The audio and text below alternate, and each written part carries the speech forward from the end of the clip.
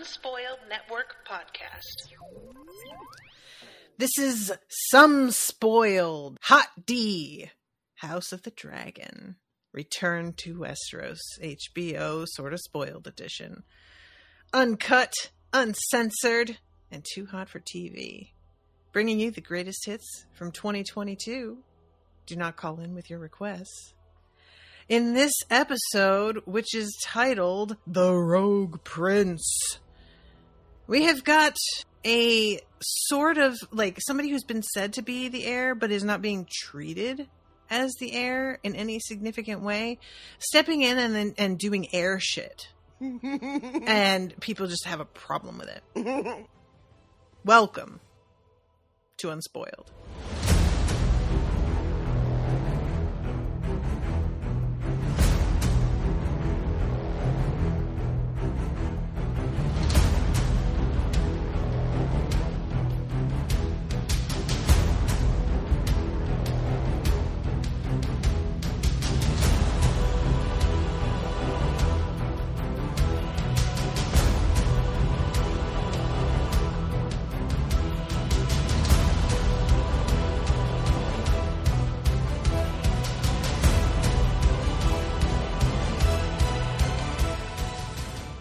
Welcome to the show, everyone. I am Natasha. I'm RoShawn.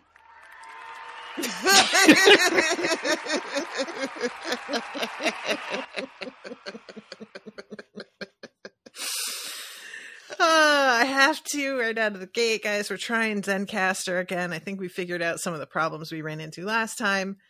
Some of you may have noticed that there were odd moments where RoShawn might start laughing while I was talking and you suddenly couldn't hear what I was saying. And I believe we have figured out how to fix that problem and we are good now. So knocking on my Melamine desktop, extremely loud on the mic, I'm sure. But yeah, I'm excited to be able to, you know, use these again. Truly the main draw for me.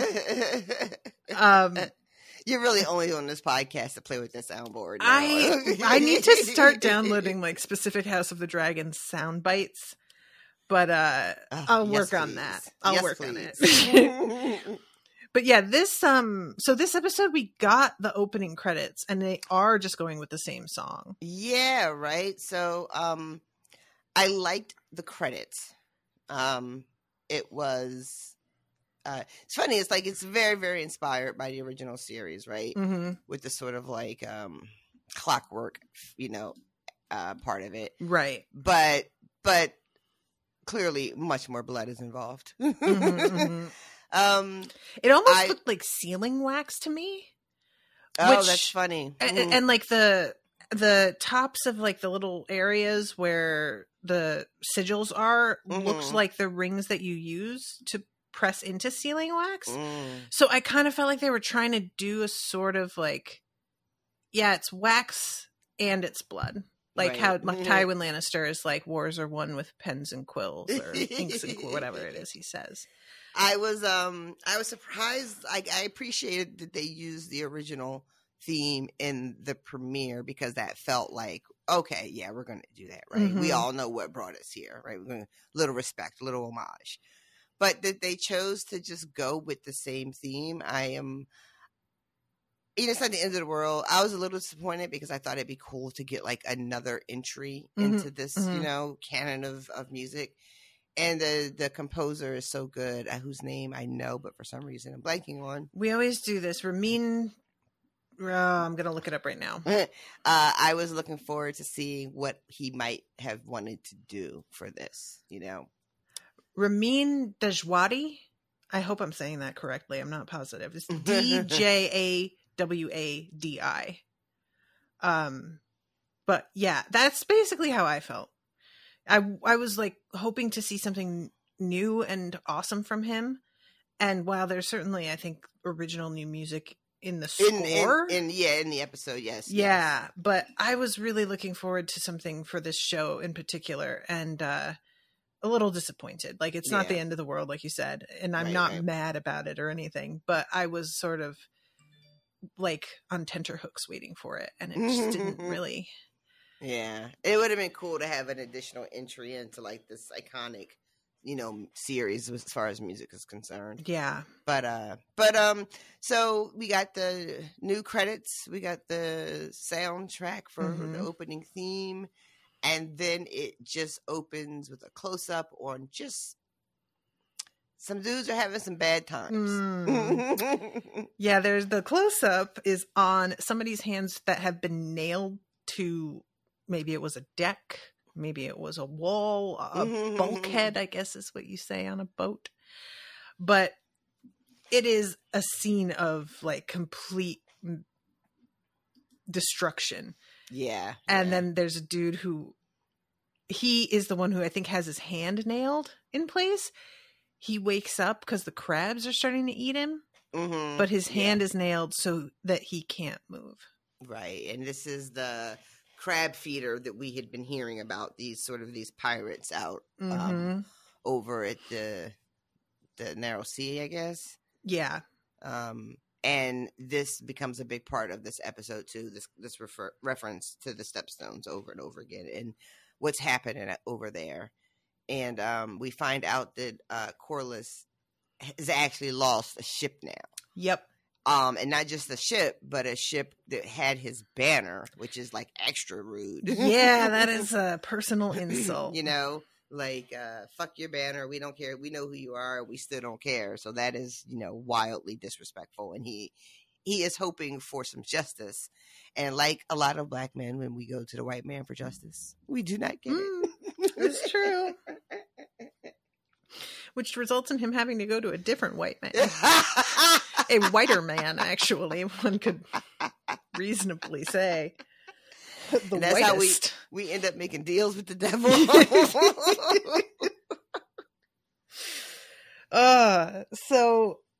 And we also find out that they have to get like a new head of the King's Guard. New King's Guard. They're not going to be the head because our boy Harold is going to be the head now. Oh, that's right. And they need to add an additional person to the guard. And we find out in this episode that Harold is a Westerling because they drop his name. Yeah. So that's fun, right? Yeah. My man Harold. My boyfriend. It is so crazy, RoShawn, aging and then realizing that your like tastes have aged up with you, which doesn't happen to people like Leonardo DiCaprio. I guess, you beat me to that joke.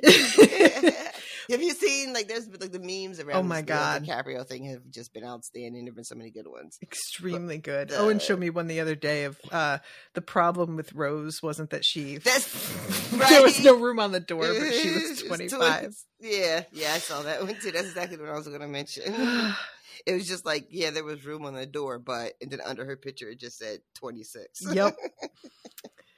But yeah, see, like him, and then we were watching Rebels the other day, which is one of the animated series for Star Wars, which is so good and way better than Clone Wars, and I'm really enjoying it.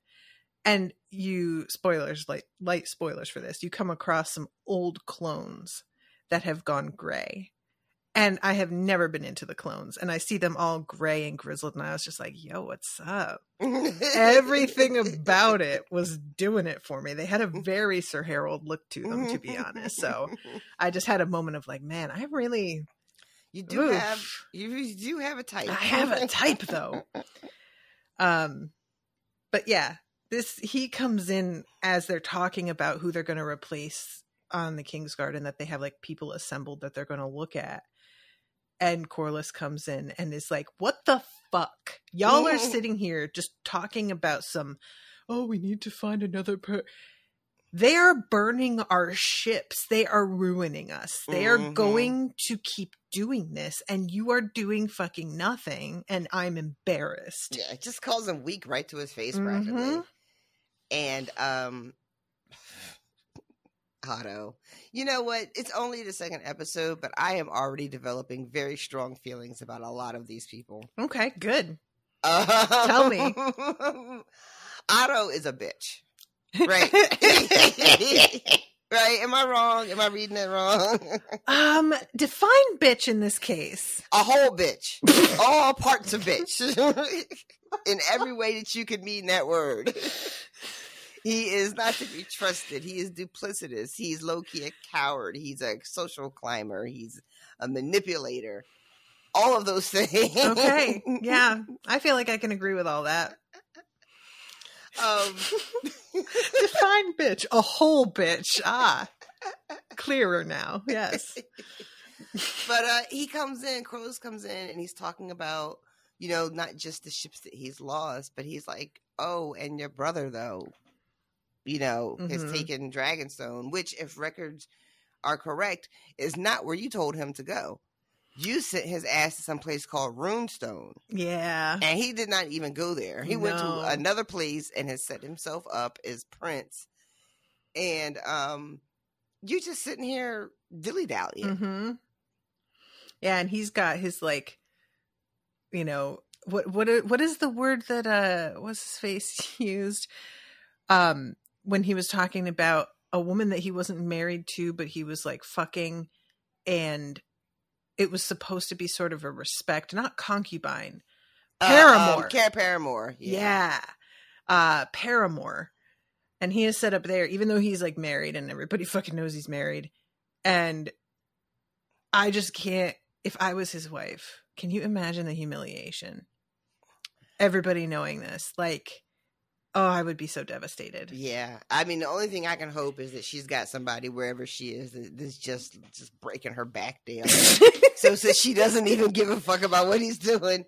Like, that's what I hope is happening for her. Just like, even if it is, she can't be public enough about that without, like, drawing some ire on herself to keep people's tongues from wagging about what he's doing to her. I don't know. In my fantasy, she is just like as open about it as he is, even though I understand in this world that probably doesn't get to work that way for women in this world. No, I don't think so. But unless you're from Dorne. Right, I choose to believe. And where is his wife from again? Isn't she from Runestone? I can't remember. And that's why she's bronze, because that's their colors there. Oh, maybe. I don't remember. Sorry, everybody who's yelling at me. So, yeah, I like to think of her as just living her best life, and every day she's just like, fuck Damon. Oh, he's doing what? Fuck him. I only liked him because he had a dragon in the first place. I love that idea. It's just like I was pity fucking him, actually, because he looks like a foot. Have you seen his foot face? Yeah, real problem.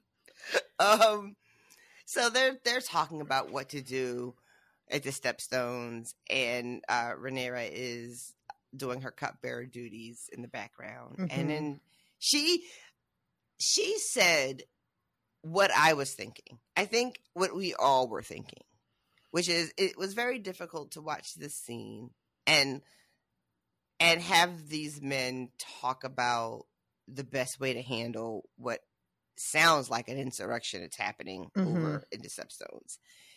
And, kind of like, wringing their hands, we don't want to declare open war and all this stuff. And I was just thinking, but y'all got dragons, though. Mm-hmm. Like, just like a flyover. I feel like, just stopping by to see how y'all doing down there. You know what I mean? Like, yep. And then she turns around and she's like, well, send your dragon riders. And I was like, you're goddamn right. Mm-hmm. Send your dragon riders. What the fuck are you doing? And not to jump ahead, but I had the same exact thought at the end of the episode when they get when they go into Dragonstone and all that, right? Mm-hmm. And they were talking about Daemon, like, well, he's got is it Caraxes? No, his is Syrax. Hers is Caraxes. Or do I have that backwards? Oh no, I think you're right. I'm going to pull that up again so I have that in front of me. And they're all just like, ooh, but he has a dragon, though. And I was like, so do y'all. What the fuck is happening? So you're kind of getting to the heart of some of my issue with the way the show is written right now. And it's not necessarily like, this is the sort of thing that I feel like if you're just watching, it's not going to bother you the same way it does if you've read it. For the show, they have to make everybody much stupider than they actually are. In the books, a lot of these things are kind of, for example, if you need the audience to know that a certain thing is customary and he is choosing not to do the customary thing, and that is a big deal, you have to have a character explain to someone what's customary so that you can then watch the man do the thing that isn't and know, because you're not getting the background that you would in the book, right?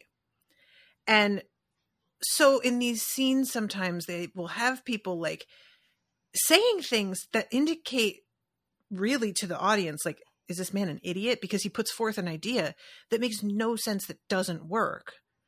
And then somebody will point out the very obvious problems with it, but it still leaves character A looking like a dodo bird because they allegedly wanted to do the thing that is foolish, you know? And the first episode, they kind of had that moment, like with Otto being like, you could have his tongue out for that, to let us know that the way that this guy addressed her as the queen who never was is kind of fucked up thing to do right in front of the king. So they have to like have him say, and have Viserys be like, no, I'm not doing that, to really let us know the like overall vibe of what that was. And I feel like that with this, like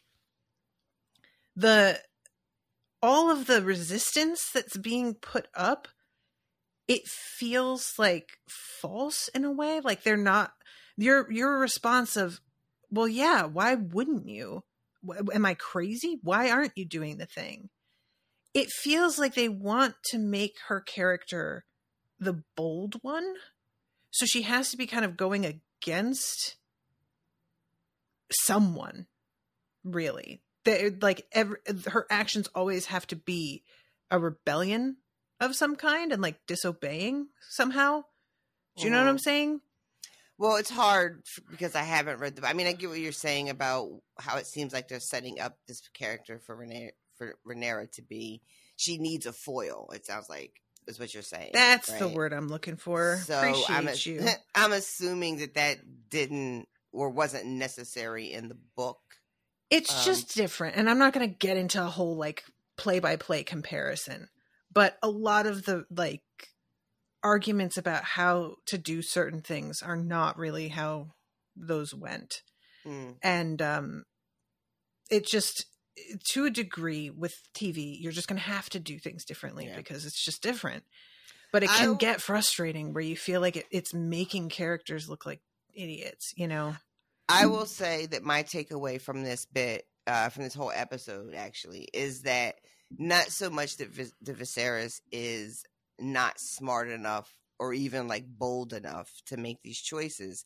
These are choices that I feel like anyone would like. When Rhaenyra is like, we can just say dragon riders, I feel like that is like the most common reflexive answer, right? And like, why wouldn't you have that is your immediate go-to. So what my assumption is then what Viserys is attempting to do or be, or what they're trying to tell us he's trying to do or be, is that he's trying to be a different kind of king, right? Okay. He's trying to, which is odd, not odd, because we just come off of a reign from Jaehaerys, which by all accounts was like bountiful and pleasant and peaceful, you know, and everybody flourished, right?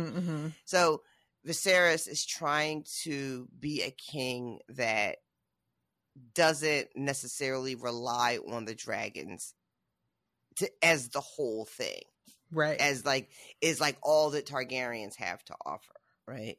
And I think I'm basing some of that on his conversation that he has with her in the crypt when they're in front of Balerion, and he's sort of like warning her, you know, about how you have to be careful. So I think Viserys is trying to show restraint, which, for me, I feel like, but why though? You got dragons. Who's going to restrain you? I keep bending them back, you know what I mean? So I think I get, at least I think I get what the show is trying to do here, what the show is telling me about Viserys. I don't know how accurate that's going to be, but that's my takeaway. Gotcha. From these first two episodes is that he has decided, no, I'm not going to hop on a dragon every time there's a problem. That is not going to be the extent of my rule, you know? And other people, Corlys, Rhaenyra, are like me sitting on the couch going, but why not though? Why wouldn't? This is what makes us special. This is why we rule. You know, why are you trying to do this thing differently? It makes no sense to us. Right. You know? Corlys is like, at least the princess has got a fucking idea. I don't see y'all thinking about shit.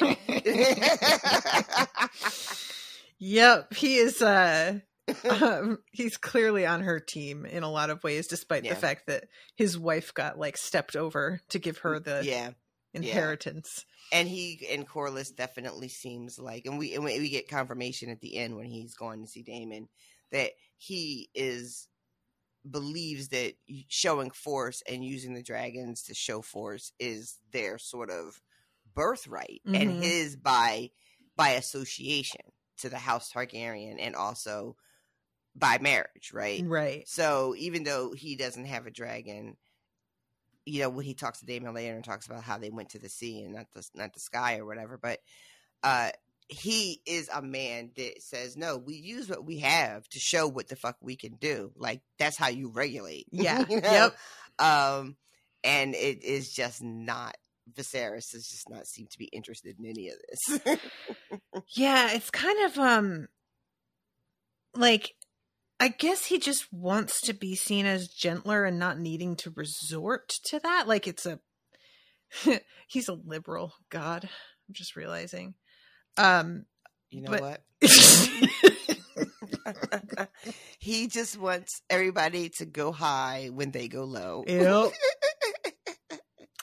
He wants to meet in the center of the aisle.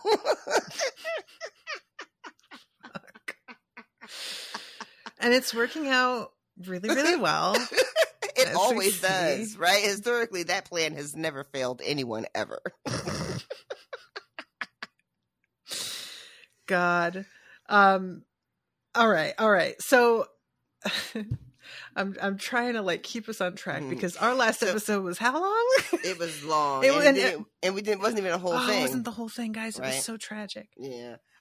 So this is when and it's Otto talking about maybe the princess could be used, has, you know, other things she could be doing, and she basically gets some summarily dismissed and taken over to look at the gentlemen that are here for the King's Guard position. And she's it's very, I just saw a meme like right before we started recording where somebody was just like, you could say whatever you want about Westeros, but whenever there's a plan happening, they're going to have their little sculptured men. They're going to have their little game pieces. Yeah, they've got their figures, right? Their minifigs that they painted.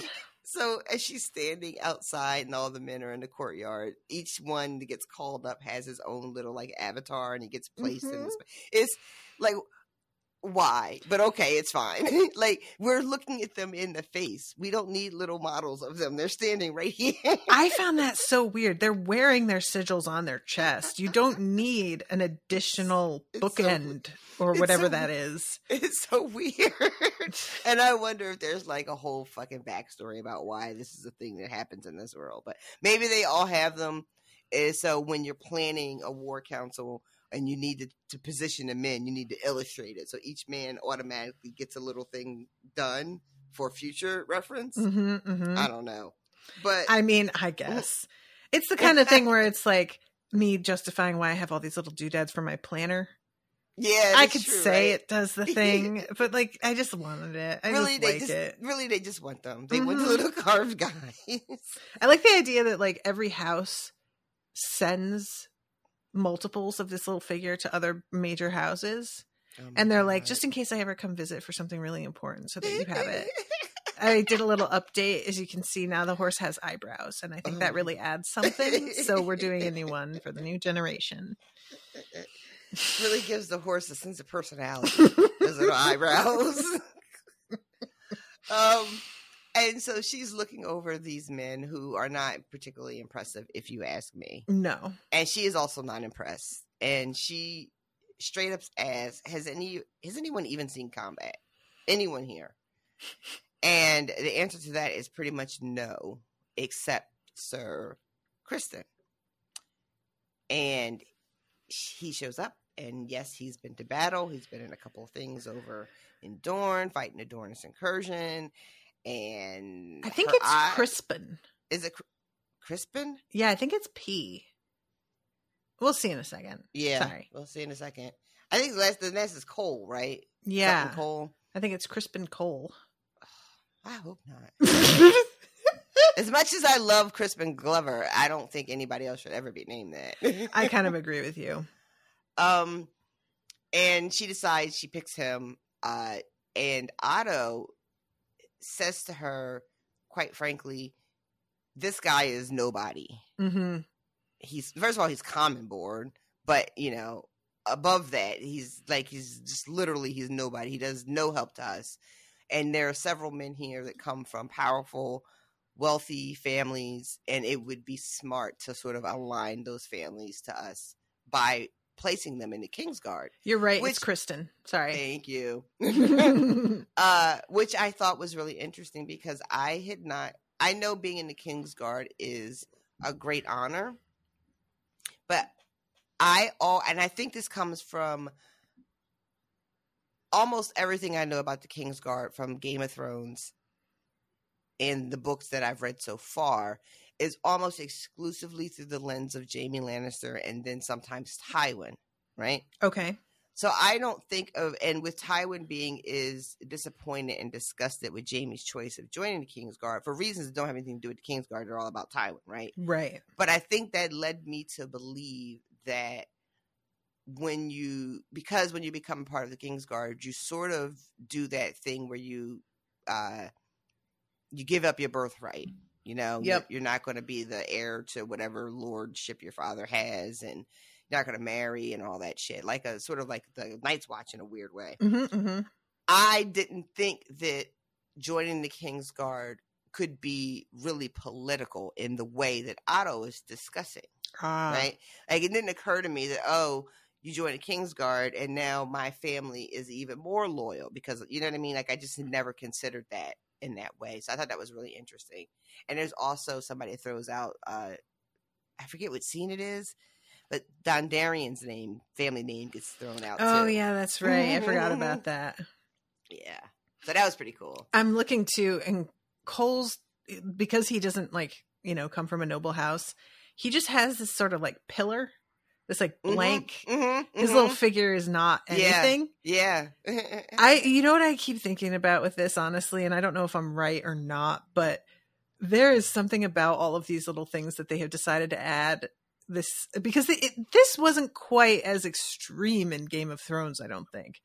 Every like single little ritual having its own particular prop for each person.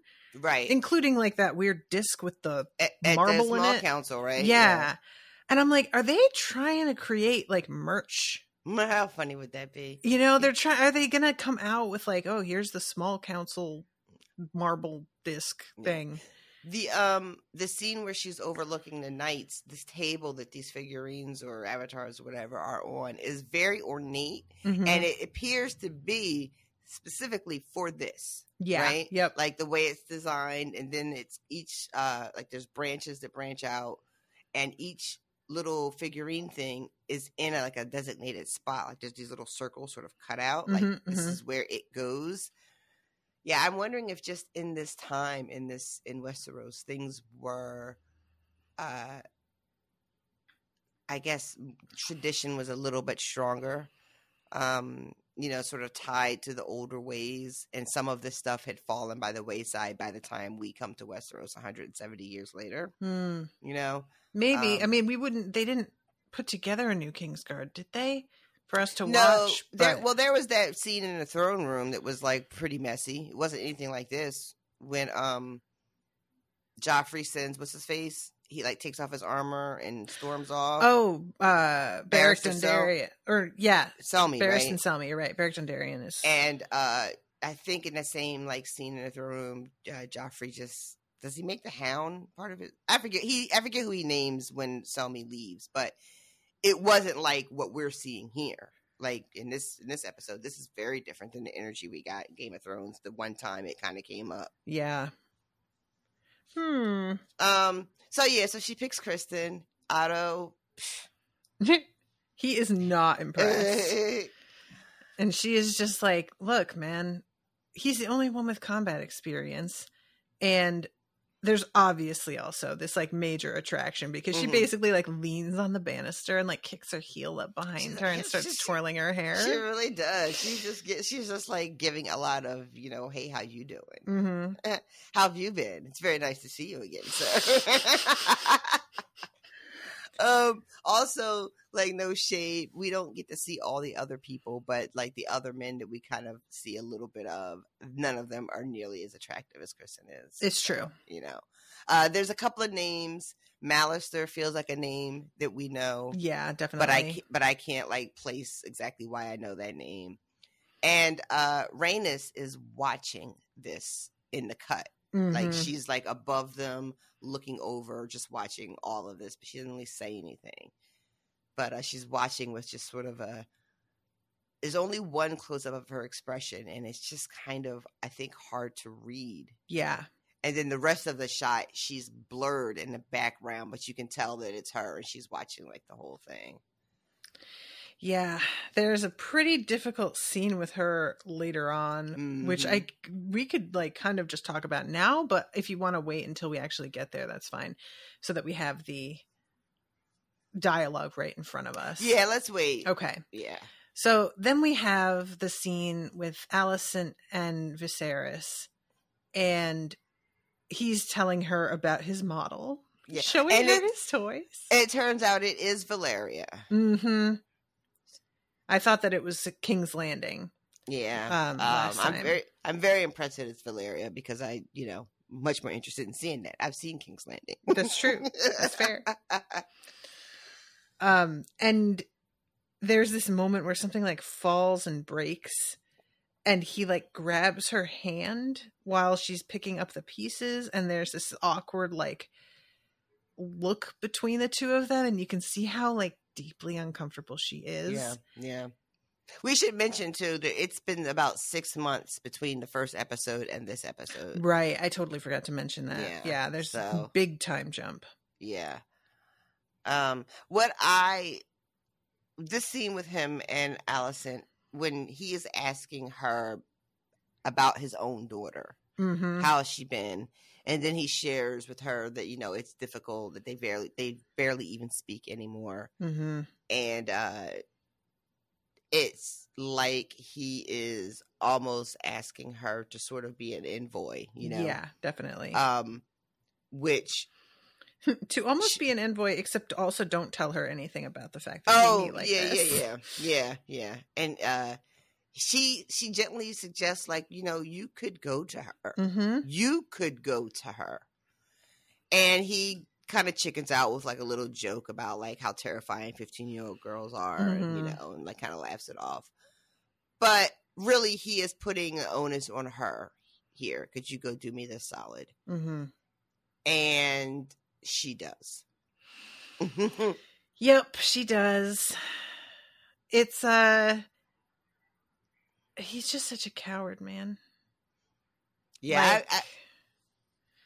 I was having a hard time trying to figure out what she really thinks about any of the things that are happening to her, because as far as I recall, there's not a lot of time spent on what she thinks about any of this. No, right? Almost none. She has a scene with Viserys, two actually, one where it breaks, one where she gives it back, or she's had it fixed for him.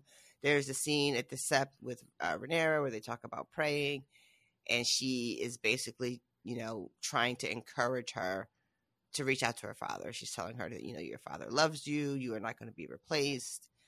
And then there's a scene with her father towards the end before he leaves for Dragonstone. But that's it. So I don't know what to make of this young woman. I don't know where she is. I know she is tearing the shit out of her fingers. So that tells me something. I mean, I feel like her body language is pretty obvious. This is sort of bringing up something that we were talking about in the the Discord chat about whether or not there's anything romantic between Rhaenyra and Alicent. And there are some people who really feel like there was a subtext to the like body language when they were together, that the two of them are into each other in a way. And that had occurred to me, but I wasn't really sure if that was like, because, you know, there's nothing really obviously like that in the story itself, but that is not to say that it couldn't have been like an oblique reference that I missed, that maybe was supposed to be kind of a hint that the maester doesn't know what he's, or, you know, oh my God, they were roommates. But there is like a discomfort to her motions and her expression that for me makes it feel like she hates this and hates every part of it. And him asking her not to tell Rhaenyra, it's like confirming to her what she knows this is, but was trying to tell herself it wasn't. And she hasn't told Rhaenyra because she knows somewhere inside that this is what it is, but she was like, maybe it won't come to anything and I won't have to deal with it. And as it turns out, it is very much something she is going to have to deal with. I know that they showed us the situation with her fingers before some of the plot that we're witnessing is in play, right? Before Emma dies and her father asks her to go and comfort the king. So she has a history of harming herself in this way, picking at her fingers, that isn't necessarily tied to the specifics that we're watching now. Right. It makes me think that she has a history of repressing, you know, everything in order to be dutiful, which is expected of her, you know, a woman her age and of her station.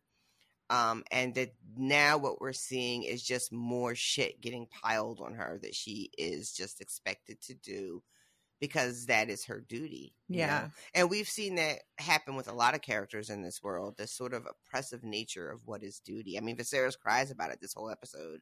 You know, everybody keeps telling him how, you know, as king, it's your duty to get married. And he is just low key, like, not even low key. He's straight up like, yeah, I'm not even thinking about that. You know, I'm really not. I'm not thinking about any of this right now. It's been 6 months. So even when he has that moment where the model breaks and him and Alicent pick it up and they have sort of that moment, I'll be honest, and I might be really off base here, I didn't find it to be particularly sexual. Okay. I really didn't. I don't know why, because usually, you know, an age difference like that, clearly her father is sending her in, you know, so she can be on the short list for queen, hoping that this works out, and then it does. But it felt a lot like Viserys seems to me like somebody in this time who really doesn't not that he wants to hide, but that he kind of wants to be alone with his grief, you know? And she literally was just like keeping him company, and he found her company like reassuring and comforting. I mean, I get what you're saying, and I don't even think that moment is sexual exactly.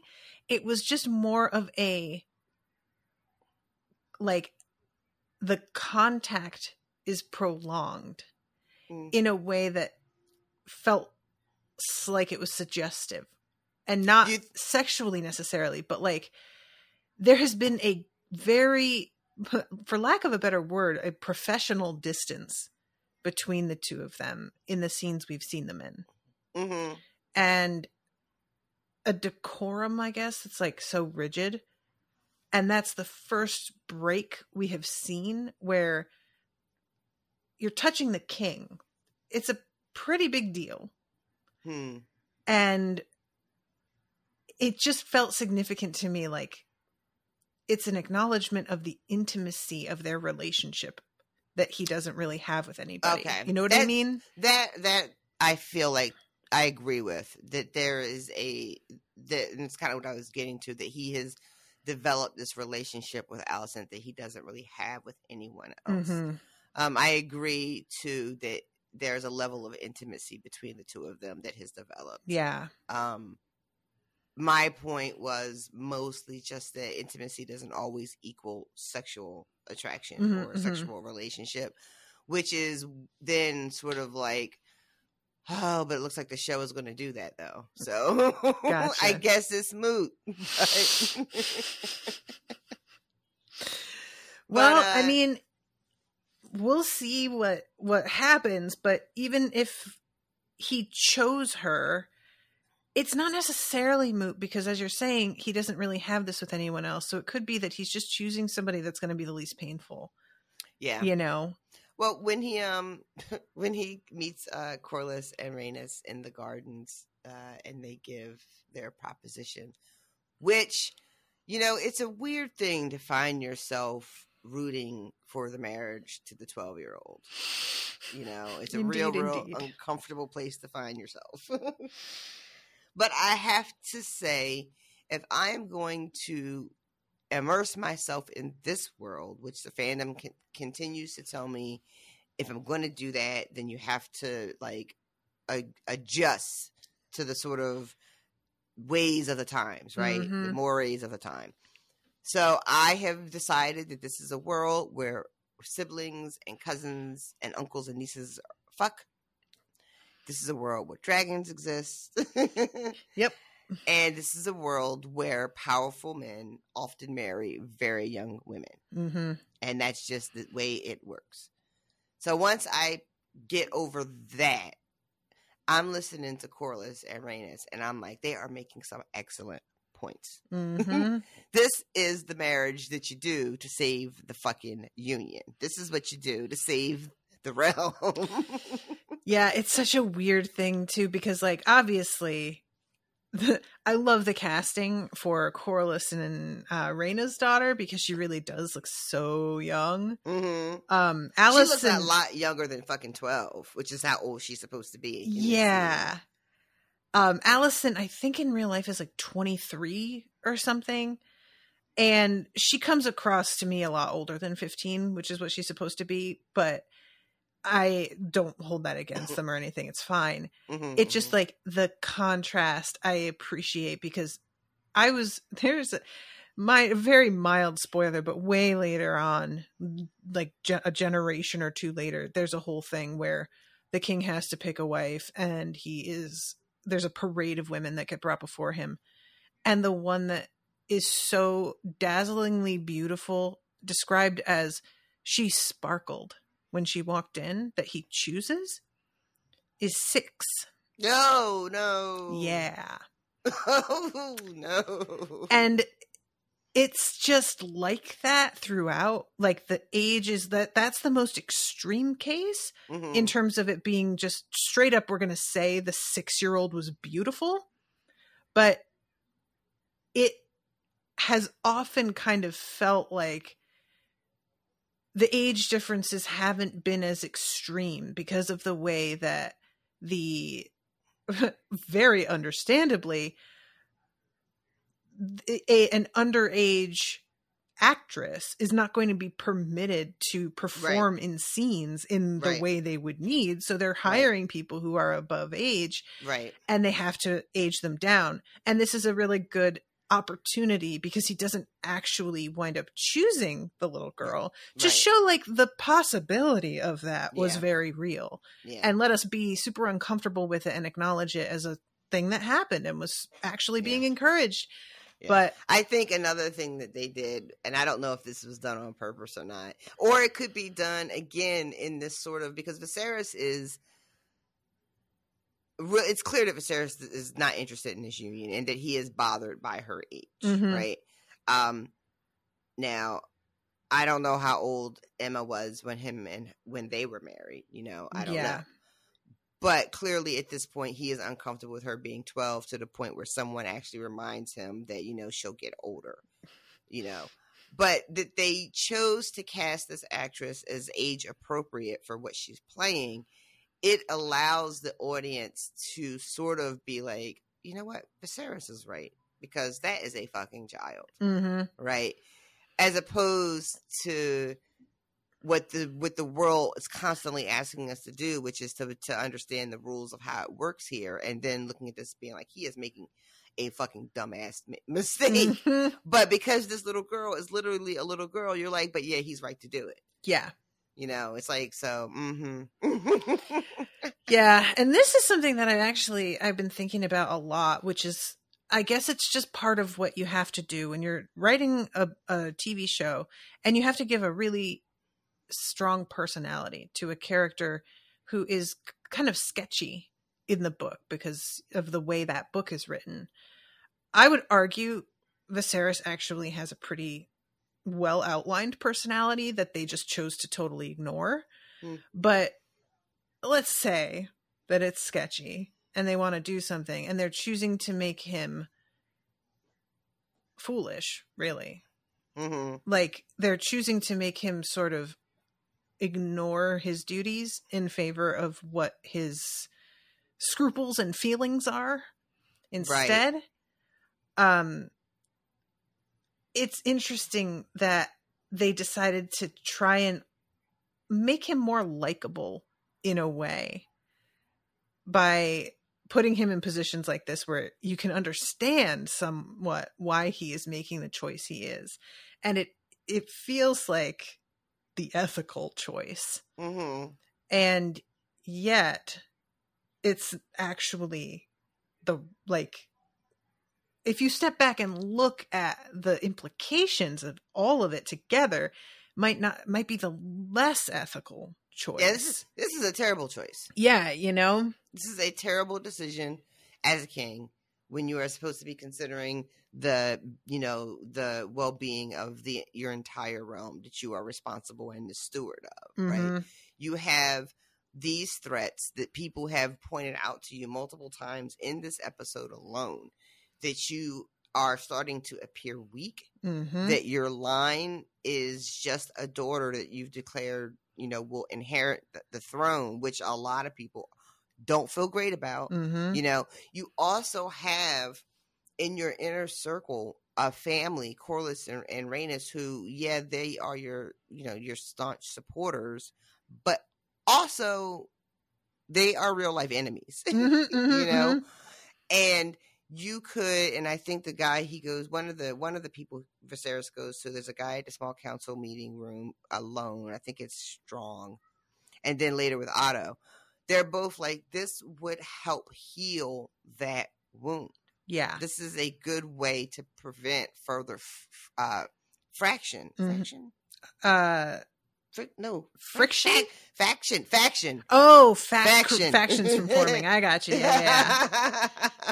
I thought you were saying friction, like, because that would also work. Yeah. But this is a way to really kill like 3 or 4 different birds with Mm-hmm. one stone. This is the choice that he should be making as king, but he doesn't, because he doesn't feel like it's a good idea to do. Mm-hmm. Yeah, it's sort of I don't know. I get what they're doing here, but I don't know about this whole, because I'm going to jump ahead. Forgive me. We don't have the dialogue in front of us. But what he decides to do is to announce to everybody who he has chosen without actually consulting a single person about it first. Yeah, it doesn't appear that he's had a conversation with anybody. Nobody. He hasn't talked to Corlys. Surprised. He hasn't talked to his daughter. He, of course, hasn't talked to Alicent or her father. Yeah. And that's the thing, too, about being king, though, right? But it's the thing is, again, it's not. There's a like. Oh, I'm sorry. No, go ahead. I was going to say there was a whole bit at some point where they make it very clear that this decision for a wife is a matter for the small council, mm-hmm. right? And then he goes and makes a sort of unilateral decision anyway, without anybody's input. When I say that's the thing about being a king, I don't necessarily mean that he is following the proper procedure. What I mean is, if this had been brought to the council and everybody said their piece, ultimately, does he get to decide? I mean, he does, but the difference would be, and this is going to sound so weird in this context, but the lack of professionalism here in deciding to drop it on everybody in such a shocking way. It feels like that's him. I don't buy it. I don't. Starking it up. He's starking it up. Like the show is making him a real idiot because they just need him to be. And it doesn't feel like the kind of thing a king that is as allegedly conscious of everybody and trying to like not step on toes or take things too far, the way he would handle it. It doesn't feel right to me. It just feels like it's a big dramatic moment where they had to have him act like an idiot to have the open-mouthed small council and his offended daughter storming out of the room. And it just feels false to me. Like I just feel like his character is like inconsistent in terms of what his priorities are supposed to be. The only consistent thing with his character is that he makes bad decisions. But the bad decisions never really all seem to come from like the same place. Do you know what I'm saying? They all feel like fueled by different things, and there's like a real coldness to some of them, and then there's too much softness in others, and I'm not getting it. And especially, I will never get over him having them murder his wife in front of him, and me supposedly having to think that he is like a guy who cares and is sweet now after allowing them to do that. I just can't get past that as well. I'm trying to, there's a couple of different things going on there. I'm not 100% sure if we're supposed to believe that he's sweet. I don't know exactly. Like, again, having read the books, I don't know if it's hard for me to say, oh, they've made the character, dumber for TV, because that's just how TV works, Right. And I don't even think that's necessarily true, because there's not an indication of him being super intelligent or anything.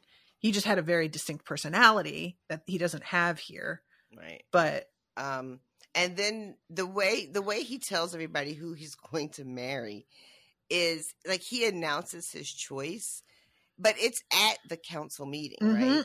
So I guess maybe he was like, if there's going to be a discussion about it, let's have it now. I've told you who I've decided to marry. Like, what say ye? Right. But it wasn't done in a way. And the other thing is, I don't know. Like, when you say this is a decision, when they say this is a decision for the small council to make as far as who you're going to marry next, feels like it's supposed to be much more sort of like collaborative. But there is definitely going to be a limit to collaboration when somebody is named king and gets the say of everything all the time, everywhere.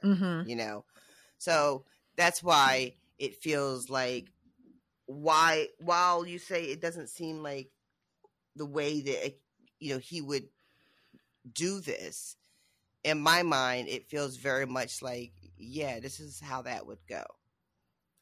Anyway, I think that the problem I'm having here is that him deciding to let them kill his wife is supposed to be born of his desperation to have an heir, because he recognizes how incredibly important that is. And he is willing to sacrifice his wife's last moments and have her be cut up, because he is so devoted to doing what he has to as king. And then everything else about him has been, but I don't want to, even though that's the whole point. Like them talking about the succession right after his wife's funeral, and he flips out and I'm just like, but you have to know, like, this is just how it works. And then my wife only died 6 months ago. I don't want to think about getting married again. Who fucking cares, dude? You're the king. You know what's expected of you. Allegedly, that's why you did this other horrible thing, because you were willing to make sacrifices because you knew what was expected of you and necessary. Mm-hmm. But then all of a sudden he just doesn't anymore. You know, like he just acts like he's new, like he doesn't know what being king means. I think that is part of what, for me, is happening with him, whether I buy it or not. I think that we talked about this a little bit too in the first episode. I think that we are supposed to look at this man who did this horrendous thing in the name of duty, right? And ended up empty-handed, no wife and no son. So now he's done with that, right? And names his daughter heir, and is willing to like take 6 months and even longer if people would get off of his back about being, getting remarried, because, he's not sacrificing anything more. Right? Because he's just made this great sacrifice, because he views it not as participating in his wife's murder, but views it as a sacrifice, this great sacrifice that he just made. Right? And what's curious to me, not to get bogged down in just this moment, because this is only episode 2, but what I'm curious about is, as of right now, when everybody is talking to him about the need to beef up the line, right? You need to have more children, because then that ends up becoming a conversation with Rhaenys later and Rhaenyra. I'm very curious. This 180 that he's done after his wife is gone, and he's named his only child, who's a woman, as heir, because he's new now. Mm-hmm. How long does that last? Like, does that flip get switched after he's married and she finally gets pregnant? Like, you know what I mean? Mm-hmm. Like, is this a real change, or is this just temporary because of his recent loss? Like, that's where my interest is and what I'm looking to see going forward. All right. I mean, I can see what you're saying. If that is really what it is, I'm not getting that from the way they're framing everything. So I wish it was a little bit more explicit that he was it doesn't, like, the sense of his reaction to the demands being placed on him doesn't feel like it's him suddenly drawing a line. It feels like a man who is just not used to being king and is being constantly surprised at the fact that things are expected of him. But if it was what you're saying, I wish that it felt more like purposeful on his part, that he was like really kind of creating a boundary because he felt a way and was explicitly more giving his small council a fuck you, because I've already done some shit and you don't even know what it was like and I can't bear it anymore. But it just doesn't feel like that. It feels really childish. I don't know if he has enough self-awareness to even know what he's doing. Like, I don't mean to ascribe to him some great sense of, no, I've had enough and I'm putting my foot down. I mean in a reaction that he is having where he's feeling a little low-key, like, I just lost everything, and for what? And now I'm kind of salty about it. Kind of thing. I mean, and that's fine. I'm just talking about for it to come across on a show. Yeah. I feel like if that's what they're trying to do, they're failing for me at getting that really across. And maybe that's just me. I don't know. Maybe other people watching or listening to us talk about this are like, no, I totally see that. And if so, then it's just not hitting for me. But I'm getting impatient because it's almost like they're trying to make him the the audience surrogate. You know how there's always somebody who is in the mix speaking like as the audience and seeming to be sort of separate from things, like, I can't believe this is, and he is the one that's sort of playing that role here. Oh, really? Where he is like, I just buried my wife. How can you be asking me about this? Or this girl is 12 years old. How can you be asking me about this? And he is not the appropriate one to give that to. I feel like he is just, the whole vibe for him is somebody who just got dropped into Westeros and doesn't know how anything works. You know, I don't know. Yeah, I have to say, I don't feel like he's the surrogate for me at all. Who's your surrogate? I haven't really decided yet. Okay. Who feels like is the person that's sort of like, as you described, they're just here looking at everybody and just being like, "What the fuck is going on here?" I haven't gotten anybody that's like resonated with me in that way yet. So all right, so they have proposed this marriage to their daughter Lena. Lena is adorable. She's very cute. I do not like that wig though. I mean, all right, Kat, stop that.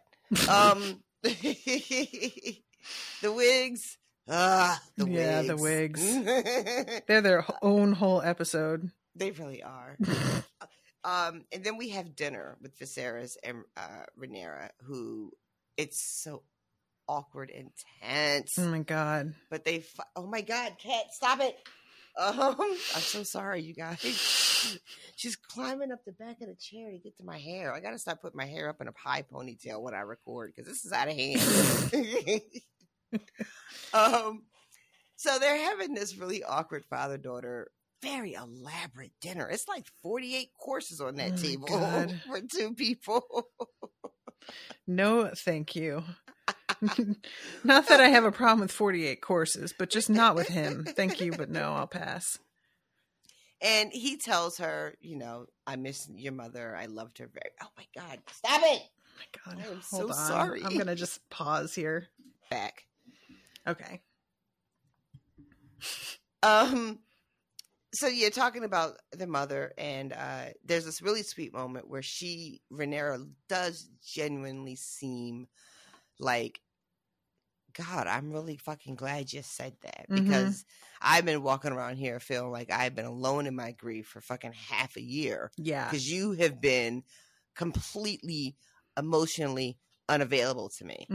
And when you think about the fact that we know where he has been emotionally, and that has been with Alicent, in my opinion, that makes his sort of abandonment of Rhaenyra all the more egregious. Yeah, agreed. And I think that I had made a joke last time about, can you stay friends with your best friend if she's fucking your dad? It doesn't look good. And the way Rhaenyra, reacts to that news, I mean, her immediate reaction anyway is not great. But I wonder if and when she realizes that her father has not been available to her, but has been having these moments where they have talked, I think, a lot about grief and loss, because Alicent has lost her mother, right? Yep. That her father has been able to do that with someone else and hasn't been available to her. And I'm curious how that is going to go over, or if she will even care. Rhaenyra may not care about that, but and not only her father, but her best friend. So as far as we see, who is not comforting her best friend. Yeah. The only reason I didn't bring that up initially is because we have that bit where she takes her to the sept. And I don't know if that has been happening consistently. Like, I know that before Emma died in the first episode, they made it very clear to us that they were very close friends, right? I don't know if we are supposed to understand that some distance has occurred in the last 6 months or not. Like, I was thinking about that, actually, when they had the scene at the sept. I was trying to get a feel, like, do they not hang out as much anymore? Is this like a one-off? But I couldn't really tell. So I don't know. Yeah, I mean, like, Alicent is not allowed to tell Rhaenyra, that she's been spending this time with her father. So has she been lying? Yeah, that's my question, is like, how is she explaining all of her time being taken up? I'm really curious about that as well. Because I feel like that is something with only these two, like, highborn women of the same age living in the house. I'm assuming Rhaenyra would be extremely aware that her friend isn't around the way she you normally is. So you would think so, yeah. Yeah. Unless, of course, when she's in the room with him in this episode, it's still light outside. So, because I was about to say maybe she just goes, because the first time she goes to visit the king, it's in the evening, you know, it's late, and her dad sends her over there. So I was about to say maybe she just goes late at night, you know, when no one is going to miss her. Mm-hmm. But the scene where they drop the piece, I'm pretty sure it's light outside, so that doesn't really hold too much water. Well, who knows?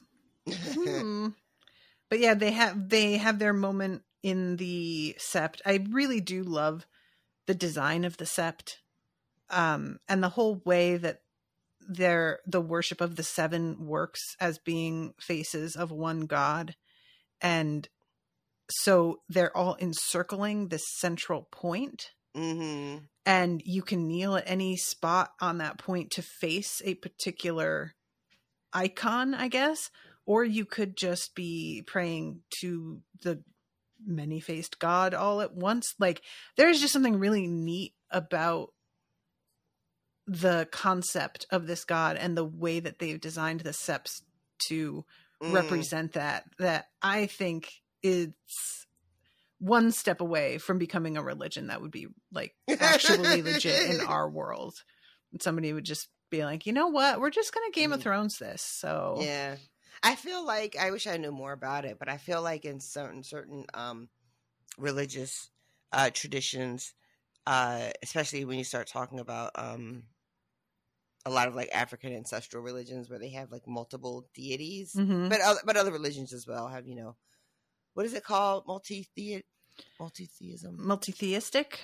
I think that's the word. Yeah. Where you have different facets, you know, you have different gods that represent different sort of parts of us as people, but also of a godhead, and that you can appeal to the ones that are most fitting to your particular circumstance. You know, you can ask the mother for this, or the, you know, the warrior for that, you know. Yeah. I like it. Maybe it's because we're just living in an age where we feel like we should have all the options, you know? Yeah. I mean, like, and that's like part of the thing with Catholicism is that we're going to have God, and that's the thing. But like secretly also we have Mary for the mommy thing. So definitely get in on that. Also, we have this book of saints, and there's one for every day of the year. Right? Actually, there's like 4 for this one day and 6 for this other day. You just go open up the catalog and go saint shopping. Exactly. So it's like, I lost my keys. Who do I pray to? St. Anthony. Okay. I need to heal my cat. Who do I pray to? St. Francis. Okay. And they really cashed in on that, I feel They really do have something going. They got something right with that. I have to agree. I will never forget my mom telling me every time I lost anything to pray to St. Anthony. I was just like... Was your mom even Catholic? No. No, she sure wasn't. My mom is... like the appropriation queen. No offense, Mom, but you really are. And you know that. It's fine. And she would just take whatever she likes out of anything. So yeah. And the one time that I really seriously did it, it was so funny. A friend of mine had lost her backpack, and it was at boarding school. And I became my mom and was like, have you prayed to St. Anthony? And she was like, no, what? And I was like, come here. And I took her hands and we bowed our heads and we prayed to St. Anthony. And she walked up the steps and found her backpack literally like 3 steps away and was like, it worked. And I was like, did it? Or was your backpack just 3 steps away? I don't know. Who's to say? It's all a great mystery. St. Anthony had her backpack and carried it over and was like, it's right here, 3 steps away. I dropped it off. I thought you were going to say St. Anthony had her back. That too, for sure. Hey, St. Tony! What's up? All right. So then we find Viserys getting, this man is falling apart. He is this wound that we saw him get on his finger in the first episode. It is 6 months later, and that shit is about to fall off. Yep. It is like black, and it is not looking good. And they're treating it with maggots, which, do you remember when that made a comeback? No. So for a little while, I was reading everywhere about how they could use maggots to, I forget what the debride. wounds and whatnot. Like, let them in, because they go in and they eat all the dead flesh, you know. Mm-hmm. And it really felt like it was everywhere for a very short period of time in like the early to mid 2000s. And your girl was disgusted. Listen, I was. Mm-mm. Nope. So let it die. You're telling me that I can either lose the finger or plunge my hand into a bucket of live worms. I'll lose the finger. Thank you. That I'm shit done. looked like they had a giant pot of rice that was bubbling over next to him. And for a second, I was like, what is happening? And then they did the close up and scooped They're that trying shit to up. dry him out. They dropped him in water and they had to put him in some rice. Check in the morning if he's working okay again. But the fact that his hand is plunged into this bucket of maggots, and then everybody is standing around having this very serious political conversation, like it's no big deal. Whew, child. Nope. It was a different time. So Viserys is telling Otto, and the Maester is in the background because he's dealing with the hand. Basically about what Corlys and Rhaenys have suggested about marrying Lady Lena. And Viserys is like, I would like your, opinion. And Otto, that's when he drops the line, like, that's for the Great Council, whatever. Yeah. And Viserys is like, I'm talking to you now. But Otto makes a face when he hears that they have suggested this and is out the gate like they got a lot of nerve. They have reached. That is an overreach. How dare, knowing that you have been sending your daughter into the chambers for 6 months now. Right. So, again, a whole ass bitch. But everyone... And he's so, cautious about when the Maester says it will heal the breach. He doesn't actually share his own opinion. He just says the Maester's reasoning is sound. Yep. So he can't even say, yeah, good idea. He's just like, I really can't fucking make an argument against that. So I guess. And then what he does, instead of making a real argument, is start talking about his own loss. Right. So, and is just like, yeah, you're in a tough spot. I don't envy you. This is a real hard decision you have to make. But doesn't really do much in the way of what I think of as real counsel. No. The Maester does more of that than Otto does. And Otto's the fucking hand. Yeah, because Otto has his fucking deal that he's trying not to upset. And honestly, there's a moment here. Again, I know I'm kind of harping on the whole, is Viserys new? But he does this thing where he says, I'm afraid of what Rhaenyra might think. Sir, what are you doing? What are you doing? Why? So wait, what is the issue? The issue is that he shouldn't be concerned with what she would think? No, he should not. That's the last thing he should be fucking thinking about. And again, with him, the inconsistency, I'm worried about what she thinks, but I also have completely ignored her and not reached out to her. And I don't know, maybe this is just supposed to be he's just bad at it, at everything. But it's just so you act like you care what she thinks here, but you aren't involving her in any of the actual discussions of anything. Maybe he only cares in this moment because he literally just had dinner with her and she's finally popped back into his head. Maybe. Because there's just something so inauthentic about that and the weirdness of it, especially considering that she understands that he is going to have to be remarried. We know that she is extremely practical about what has to happen. The thing she gets upset about later isn't his remarrying, it's who he's choosing and the fact that he didn't talk to her about it. So that I'm afraid of what she will think right here, which he shouldn't even be saying in front of his counselors, but that's a whole other dumbass decision. And then he just doesn't talk to her about his choice, even though he allegedly cares what she thinks about it. and doesn't like let her know beforehand. Mm-hmm. I mean, honestly, if I were in Rhaenyra's shoes, I'm not going to speak for her because I don't know her character well enough then yet. But I'm going to say I would actually understand choosing Alicent if you sat down and spoke with me about it.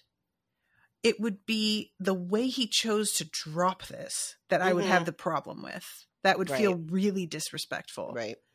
And it could be that is what it is. It like, could be. And that's kind of what I'm saying is like, I don't really know how they're going to go with that and what she's like actually upset about here. But it's just weird that they have him express that he is worried and then just, again, not engage with her at all about it. Yeah.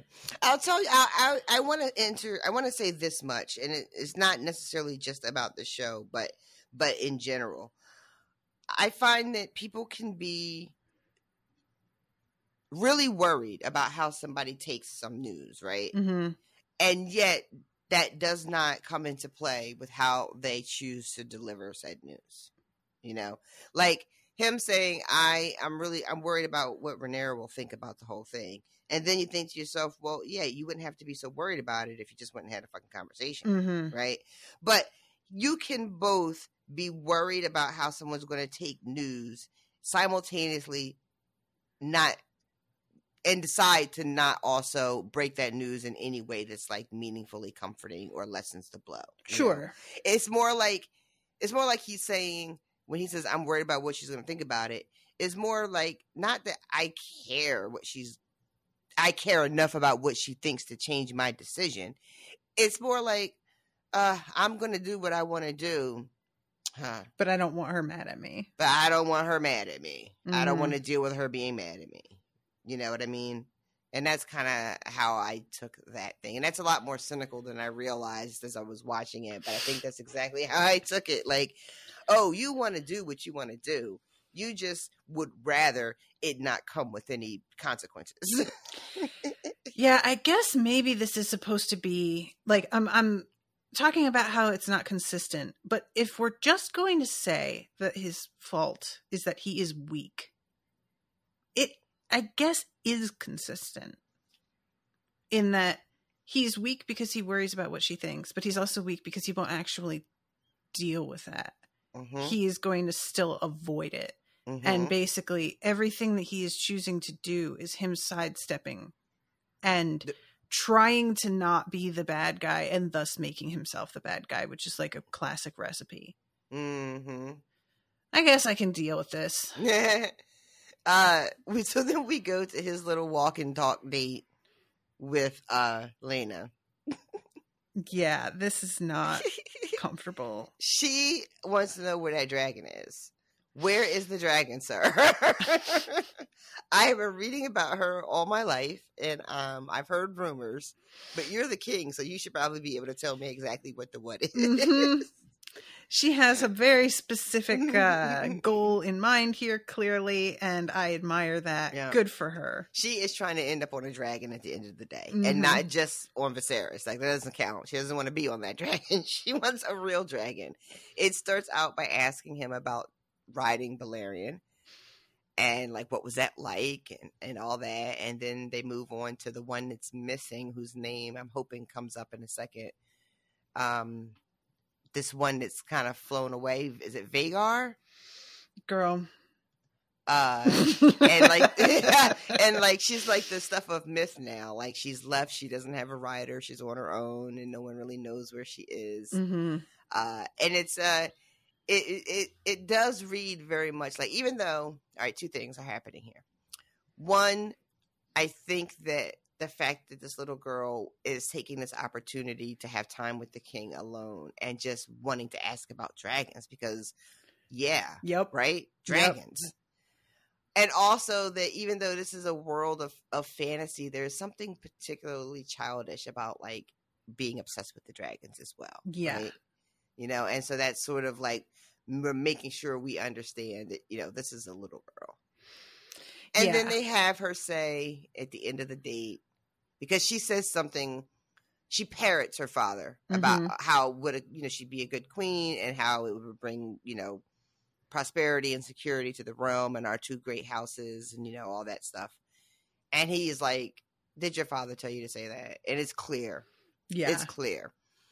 And so then Viserys says, well, what did your mother tell you? And her response is that I wouldn't have to bed you until I was 14. Yeah, and he has that exact reaction. It's a deep breath. He sort of flexes his hands like he doesn't know what to do with them. He looks around like, God, really is there a fucking hidden camera somewhere? Which, really, yes, there is, sir. He really, really does. And then it just cuts while he's still like, he looks like, remember Columbo? Like when he would, he would do that. That's what he looked like. Oh, that is what he looked like. And then it just cuts from that scene altogether because everyone at HBO realized that we had had enough. We had had it. So they just cut right to another scene. And it is Rhaenyra and Rhaenys. Yeah. So Rhaenys starts off with, it bothers you, does it not? And Rhaenyra turns around and says, my father is a king, and it is his duty to take a new wife and strengthen his line. And she says, yeah, I didn't ask that. I said, does it bother you? And she shoots back, does it bother you?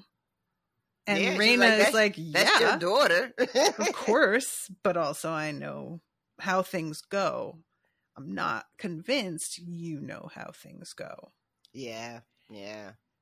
And Rhaenyra basically is like, I feel like you're trying to bait me and I'm not going to fucking rise to it. And she says, no, I'm not trying to bait you. What I'm trying to do is warn you because I have been you and I had a lot of hopes. And then I learned the hard way, the way it actually works. Yep, the order of things. Yep. And Rhaenyra says, when I'm queen, I will create a new order. And she says, oh, God. Yeah, that would be awesome. But they had their chance to do this and they refused already. Yep. And Rhaenyra says they refused you in a way that sort of implies like, you are not as worthy or something. Yeah, it definitely implies that, no, you weren't a victim of a patriarchal system. That was personal. They just didn't think you were good enough. Exactly. Right? So the system is not, that same system is not going to have an opportunity to reject me because I am not you. I am better. Exactly. Or whatever, I love too that Rhaenys is like, yeah. Your father has to take a new wife and blah blah blah, but there are going to be children, and I guarantee you the very good chance is going to be a male, and as soon as that male hits the age of majority, everybody is going to be calling for him to be king. All the people that fucking just knelt for you are going to be calling for him to sit the throne. And you know what, she is not wrong. I'm not convinced that Rhaenyra ends up being queen. I don't know how the story goes, but I don't. And that's another thing too, is I don't know. Like, mild potential spoilers. I thought that I saw a cast, and there was an older actress playing Rhaenyra, right? But I don't know if we're going to get like a time jump or if I just was mistaken about what the actress was and I was confusing the name. Like maybe, it wasn't an older Rhaenyra at all. It was a name that's like, all the Targaryen names are so similar. So I'm not really sure. I don't know how far in the future this is going to go. But I'm not 100% convinced that she become queen. And I will also say, as far as spoilers go, you guys know that I read shit and I forget it, but then it gets lodged in my brain in weird ways, and sometimes I know it, but I forgot I know it. I feel like at some point in Game of Thrones, or maybe it was something the show made up, right? Where there was a big thing where someone actually says out loud, no woman has ever sat on an Iron Throne. I feel like maybe somebody said it to Dany, or maybe somebody said it to Cersei. I can't remember exactly. But I think that might also be why I have decided that I don't believe Rhaenyra makes it to the throne.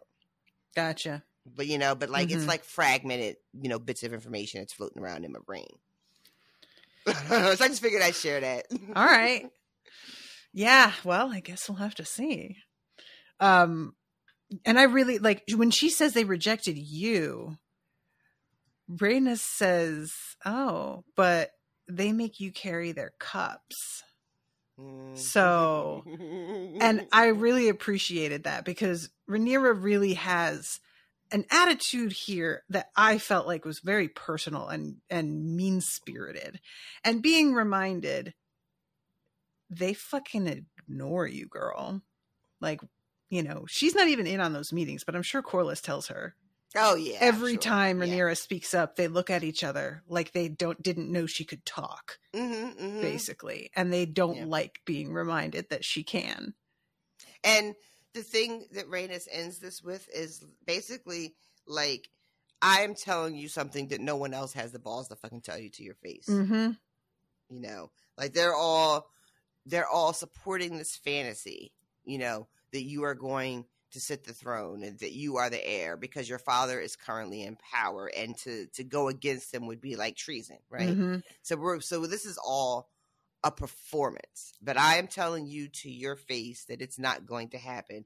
And she says something like, men would rather torch the realm or torch the entire realm before they like have a queen or something like that. And when that ending made it, and this is the weird thing too about when somebody is like telling a truth, where her motivation still feels like kind of like bitter, Rhaenys, but she's also like not lying. You know how those two things can be occupying the same place at the same time. Men would sooner put the realm to the torch than watch a woman occupy the Iron Throne, is the line. Or let a woman occupy. Yeah. And she says that, she tells Rhaenyra that your father is no fool, meaning that, like, he is not really any different than any of these other fucking men. Which I disagree with. He is absolutely a fool and has no idea. This is the, I'll set things in place so nothing can go wrong before I'll do this all before I die, so that I can die knowing it can't possibly have gone any other way. And I mean, you hope, but I appreciate having all of the lords come in and swear fealty. I think that was a really good move to do what you can to ensure and have it be really public that everybody said this thing. But when it comes down to it, it's just the kind of, I think somebody actually made this comparison in the Discord chat, and I disagreed with it then for like a specific reason that I can't get into because it's a spoiler. But they compared like some of this mindset to Ned Stark like writing a letter and thinking that was going to do something, and Cersei just literally tearing it up and Ned being like, but that was really important, and her being like, yeah, it definitely was. That is why I ripped it up. But just like writing it down, thinking that it's like the fucking actual world. We have all kinds of stuff that we think is, because it's like written into law, that it simply can't be changed, that people can't just go ahead and do what they want, whether it's written down or not. And it all just really depends on how much of a shit show somebody wants to make something. All it really comes down to is how much of a fuss do you want to make? And how much money do you have? That's really the thing, how much money do you have? There's I can't remember the exact quote, but there's a wonderful quote that keeps going around. It talks about how certain people believe that the law is, to protect insiders and bind outsiders. Mm-hmm. And it's kind of like along those lines, you know, like the laws only serve some and not all, you know, but we all bend to them because sometimes the consequences are so severe, but then the consequences are not, you know, evenly doled out. Not even close. You know, so you can have people, you know, breaking similar laws and having wildly different outcomes, you know. Ned Stark in that damn letter. So then we go to Viserys and Alicent again. Yep. And he is telling everybody but his daughter about this, you know. So he tells her about this marriage proposal from Corlys and Rhaenys and how he needs a new queen. And she's very comely in the scene, and she says all the right things. You know, comely. I hate that. You know, that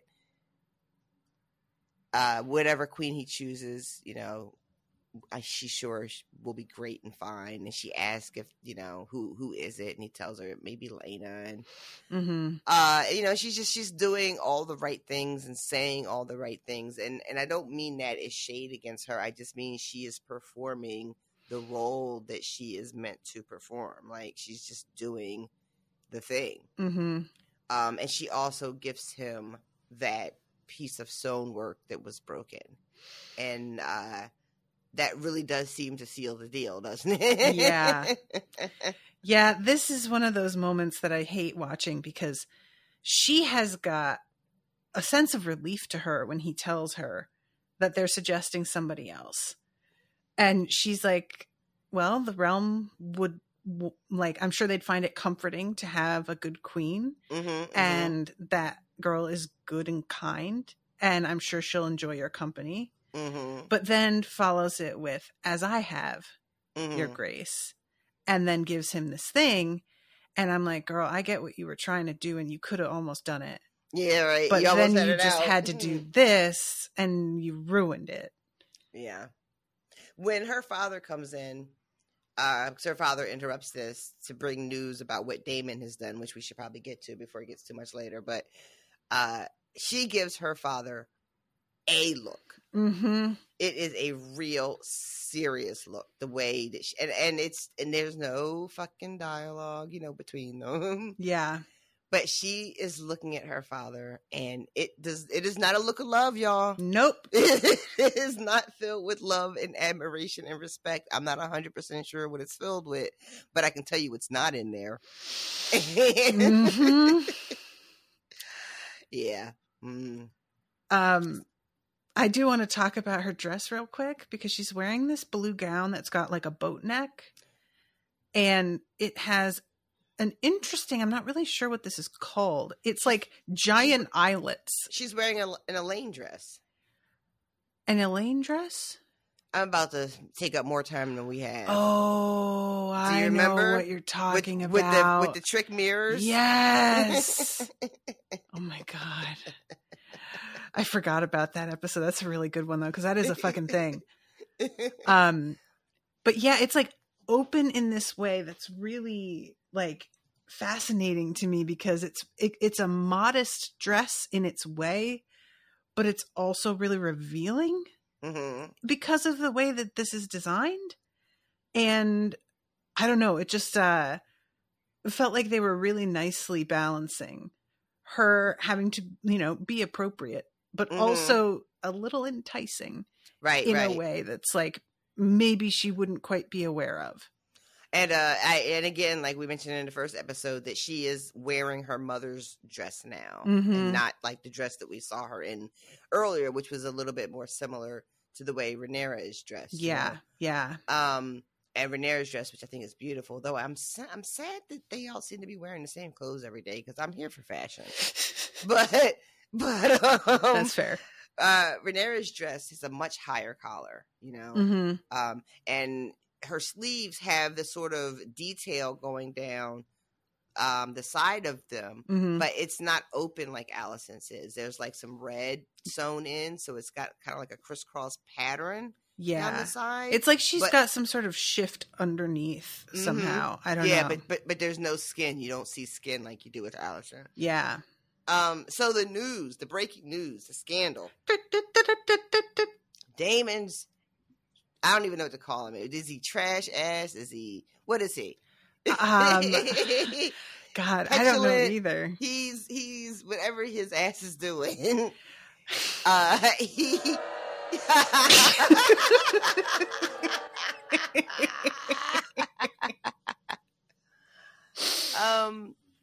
He has stolen an egg.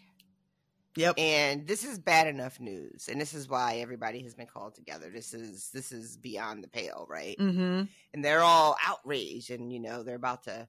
Well, how do we deal with this? And then she asked the dragon keepers, "Whose egg did he take?" Yeah. And before that revelation, Viserys is talking about how they're going to deal with with Daemon and getting the egg back, and then she asked the real fucking question, which nobody else seemed to think to ask, which, what are y'all doing? And we find out that it is the egg that she had picked to go into her baby brother's cradle. Yeah.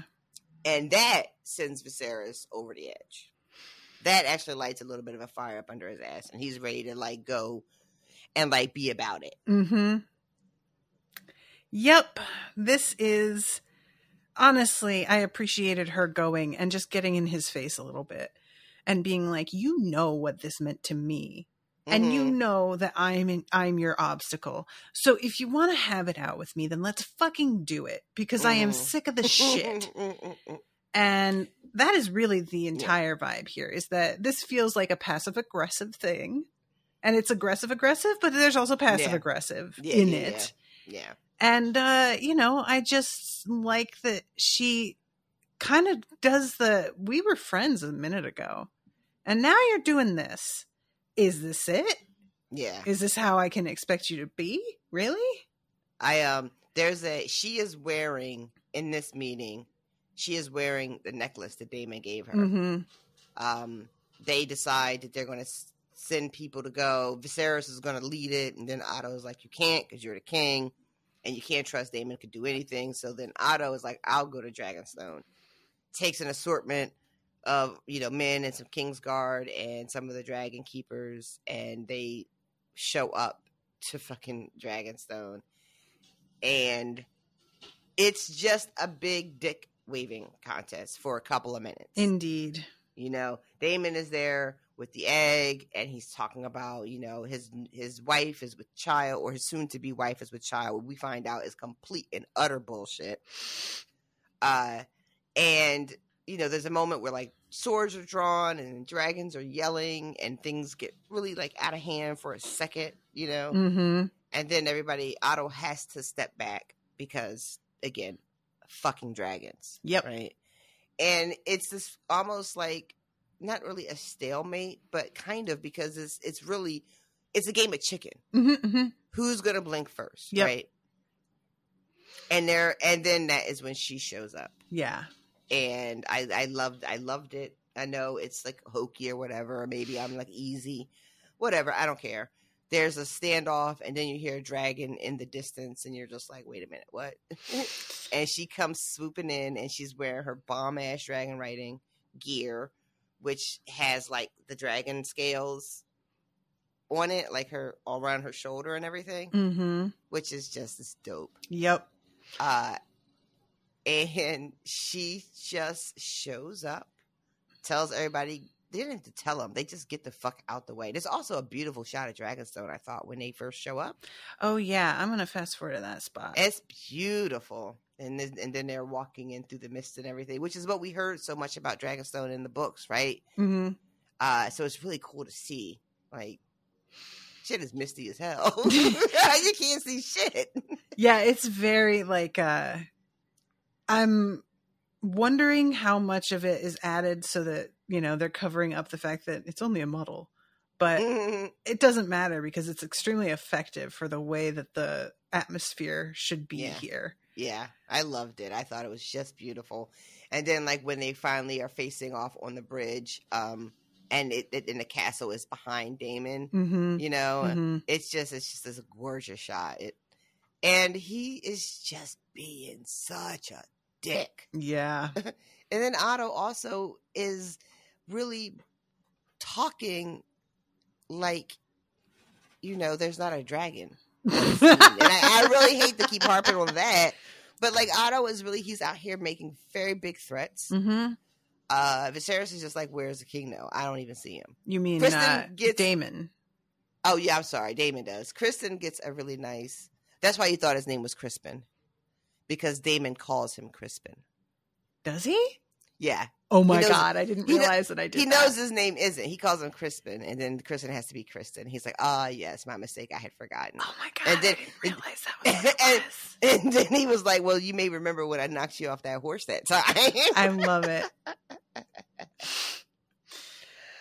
He has to bring the egg out with him, too. Oh, yeah. Like, he's tossing it around. Yeah, he's just trying to provoke. It's just, honestly, when it comes down to it, so much of this is all... And by this, I mean like the realm and the way it works is just little boys with attitudes. Yeah. Daemon is like, this is a tradition. I have a right to this egg as a Targaryen. And then Otto is like, no, that's only for basically purebloods. Your little whore and your bastard kid don't get it. Mm-hmm. Which is just gross in and of itself. Yep. And there's a moment where I think somebody says something like something a little bit nasty. I think it's Otto says something kind of reckless about Mysaria, I think. Yeah, Lady Mysaria is to be my wife, and he says, this is an abomination. With every breath you soil your brother's reign and your house. And then he says, and the city watch is just aiding you in your treason. And Daemon is like, you lead me head of the city watch. They're loyal to me. And maybe you should have thought of that. But yeah, Mysaria's dress here. And the cloak. It's fucking bananas. Yeah. It's so good. And love her entire look. Mm-hmm. And he says... The thing that like provokes is even if your death ends in the death of your unborn child and its mother. Oh, right. Yeah, because Otto says something like, you're never going to survive this. And Daemon is like, well, the plus side is neither will you. Mm-hmm. And then the minute he pulls the sword, his dragon reminds everybody that he's there. And that's when Otto has to be like, put your swords away, you assholes. Put them away. Yeah. Yep. And Daemon has this real smug look on his face. He sure does. And then that's when we hear that there is another dragon on the scene. And it is Rhaenyra. And when he sees her, there is a glint of real pride and satisfaction. And sort of like...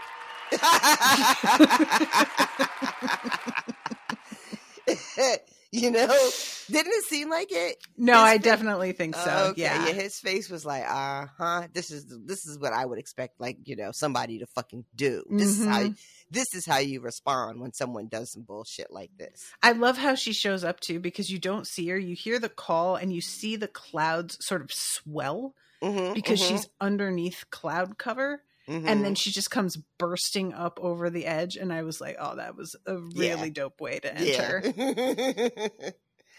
And she walks up. They try to like tell her she shouldn't be here. And she lands on this little walkway and destroys the fucking like architecture in this. I was just like, you know what? Good. Go ahead. Ruin his shit. Bridge. And she says to him, once, Otto or somebody else is, like, you're not supposed to be here. It's too dangerous. And she basically threatens them with her own dragon. Like, you want to be careful, she's very protective of me.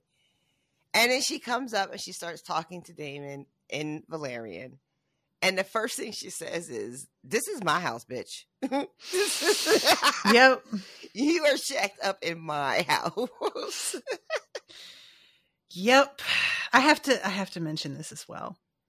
She swoops down, lands in that spot. And then the next thing we know, she's like already on the walkway. I want to see the awkward climbing down. No, we didn't get that. I want to see it. I want to see, and I know it's not real. This is not a real dragon.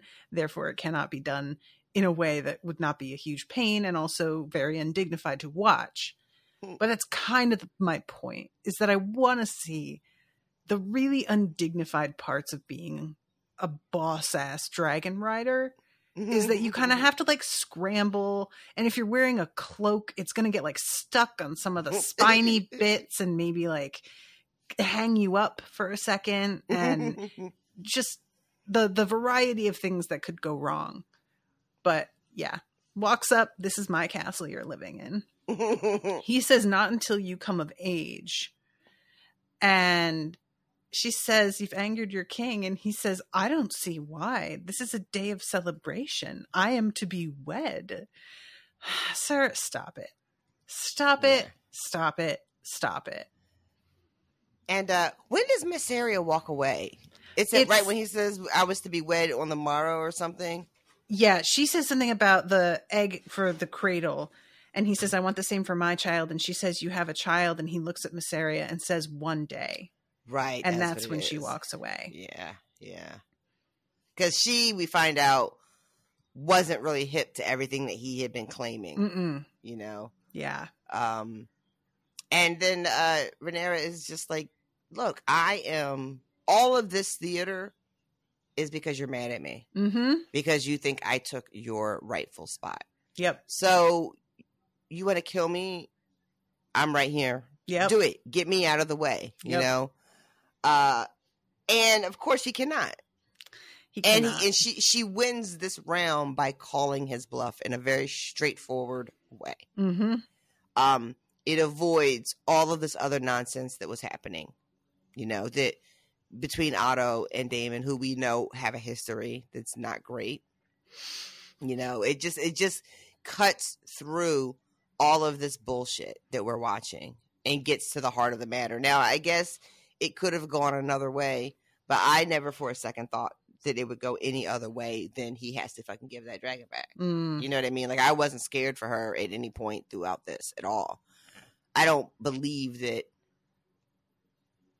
personally believe that Daemon is a threat to her in that way. So for me, it wasn't like a very tense, like, oh shit, what's going to happen? What's he going to do? Kind of moment. Yeah. So he just chucks the egg to her. And she has to bring it over to these two dudes who are holding like a brazier to keep the egg in, which is like awesome. I just love that. And then she just gets on her dragon and flies away. Yep. And then we go to Daemon inside in a mood, going to see his lady, who is also very much in a mood. And we get a bit of a moment here with her basically saying, you knew I didn't want to have children, and that was like part of the whole thing, was me not serving that function. Yep. And she says, I ensured that would not be the case, and I also told you that. And then she tells him that, like, I'm not in your service for station. I'm here to be, you know, liberated. And he asks her, liberated from what? And she says, fear. Because what she is expressing to him is that, yeah, you're a fucking Prince Targaryen and whatever. Nobody's really going to hurt you. But you have put me in a very dangerous position. Did you even fucking think about that? You know, you telling them that we're married and that you put a child in me, like, that is a direct threat, me carrying a child of yours, you know? Yeah. You're just out here waving my name around, like, to your own ends without even thinking about what that could mean for me. And he gets offended, kind of like, well, I would never let anything hurt you, right? You know, you're here at Dragonstone and you're very, very safe. Completely missing her point. Yeah. You know, that she is with him so she doesn't have to live a life of fear. She's telling him that she has been traded and slaved and, you know, whatever other horrible things have happened her entire life. And that she is trying to get away from that. And it's just, yeah, she's not here for it. Nope. It's just a complete lack of consideration for her well-being. She's just like using her like a toy, like a pawn, you know, in his own like ego game that he's got going on right now. Yeah. Yep. Which is just the whole deal with women in this world. which yeah, is highborn or not, right? Yeah. It's like the best we can hope for is to be useful as a pawn in some fucking fashion. Mm-hmm. You know, what'd you think about her accent? I had no idea what to think. It sounds French. So it's got a couple things happening, right? Yeah, I don't know what they were going for, or if this is her real accent, or I what? don't even know if I like I saw some people saying they didn't like it. I didn't dislike it, but I was like, what's happening? You know, I was just like, what because she spoke in the first episode and I don't recall having a reaction to anything, right? Yeah. So I don't know if I want to go back and watch the bit she's in the first episode and compare it, because this time she gets to speak much longer, right? Yeah. She has a little bit of a monologue here that she didn't really get in the first one, but I don't recall her accent jumping out at me in the first episode. This time I like sat up. I was like, hold up. Yeah, it felt very French, and then it didn't, and then it did again, and I was just kind of like, all right, sure, I guess.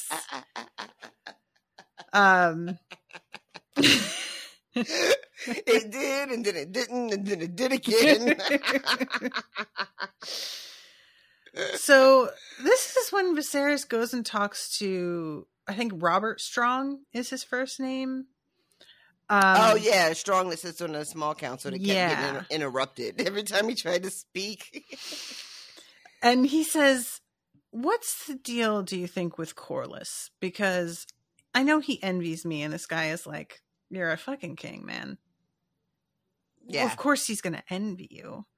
That's everybody envies you. Lionel. His name is Lionel. Lionel Strong. Okay, I was real off on that. Oh, that's a different Strong. I got myself mixed up.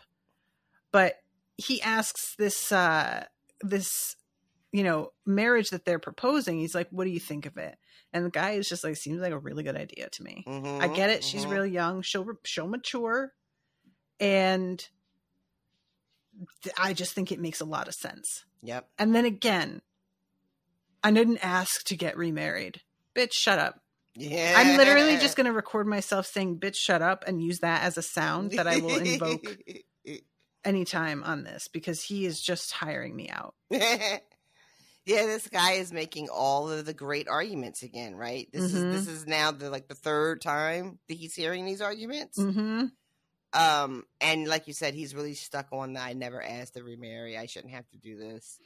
Yeah. And the guy is just Strong is just like, look, what do you think would happen if I were to reject this proposal, though? Mm-hmm. Which I feel like you don't even need to ask. You already know the answer to that. So maybe you were hoping this guy would say something that you would wanted to hear. Mm-hmm. And he does not. Yep. And he basically runs down the risks of saying no to this proposition, to this proposal. Mm-hmm. And Viserys' response to that is, one, because Strong is like, Driftwood is our ally. He is master of ships, the wealthiest family. Mm-hmm. We need him. Yeah. And Viserys is like, well, first of all, Corlys would never be so petty to punish the realm because he was like angry at me, which, sir, what? And then secondly, he's like, and who is he to hector me? I'm the king, goddammit.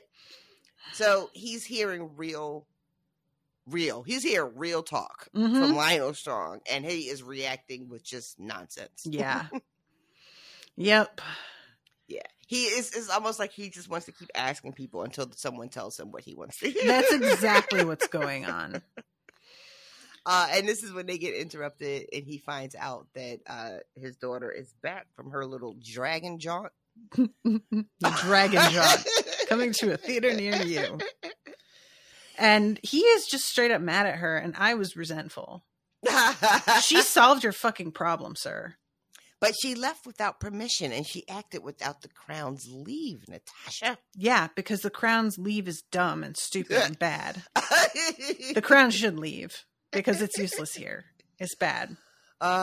He starts with disobeyed me, no permission, and then he ends with you could have been killed, which feels like a very fatherly kind of like, I don't want anything bad to happen to you. Mm-hmm. And then he rounds around to the fact that she's his only heir and she could have decimated their bloodline. Mm-hmm. Like, boom, it would have been done. And then they have a moment where after he, I guess, is blown off steam, he sits down and has to admit. Well, she says, "May I sit?" and just walks past him and sits down. Oh my God, that's right. In a pretty boss move. That's right. Then he sits down afterwards. You're right. She sits down first. But yeah, and she's like, and he says, "What were you thinking?" And she's like, "I got the egg back and I didn't shed any blood," which I don't think Otto could have managed. Mm-hmm. And I don't know what you want. And he sort of like relents at this point. Mm-hmm. And then does that thing where he's just like, Mm-hmm. you're just like your mother, which is sort of signifying that we're done with the sort of reprimand, Yeah. From the king. And now I am your father sitting with you talking about this. Yeah. And he said, "I didn't know what to say to you in the aftermath. I struggled to realize that my daughter had so quickly become a woman grown.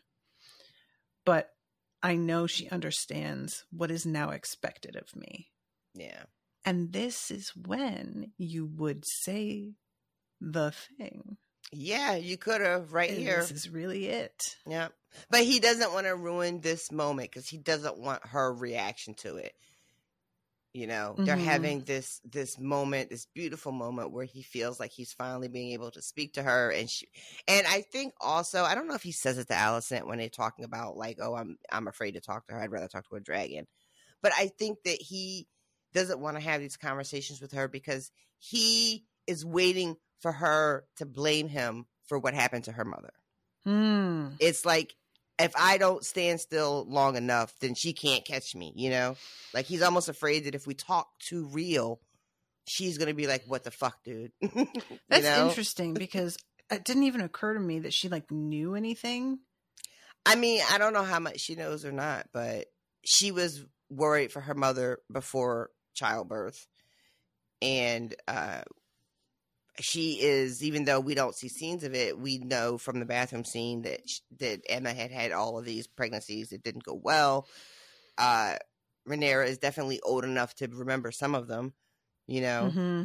And then the fact that her father would even insist that her mother get pregnant this one last time. Mm-hmm. That's enough for her to be like, why would you do that? And I blame you for mother dying. Never mind the explicit part that he played in how she died, Gotcha. Because technically she was going to die anyway. Mm-hmm, mm-hmm. And that's enough, in my opinion, for Rhaenyra to kind of be like, what the fuck, Dad? Was it really worth it?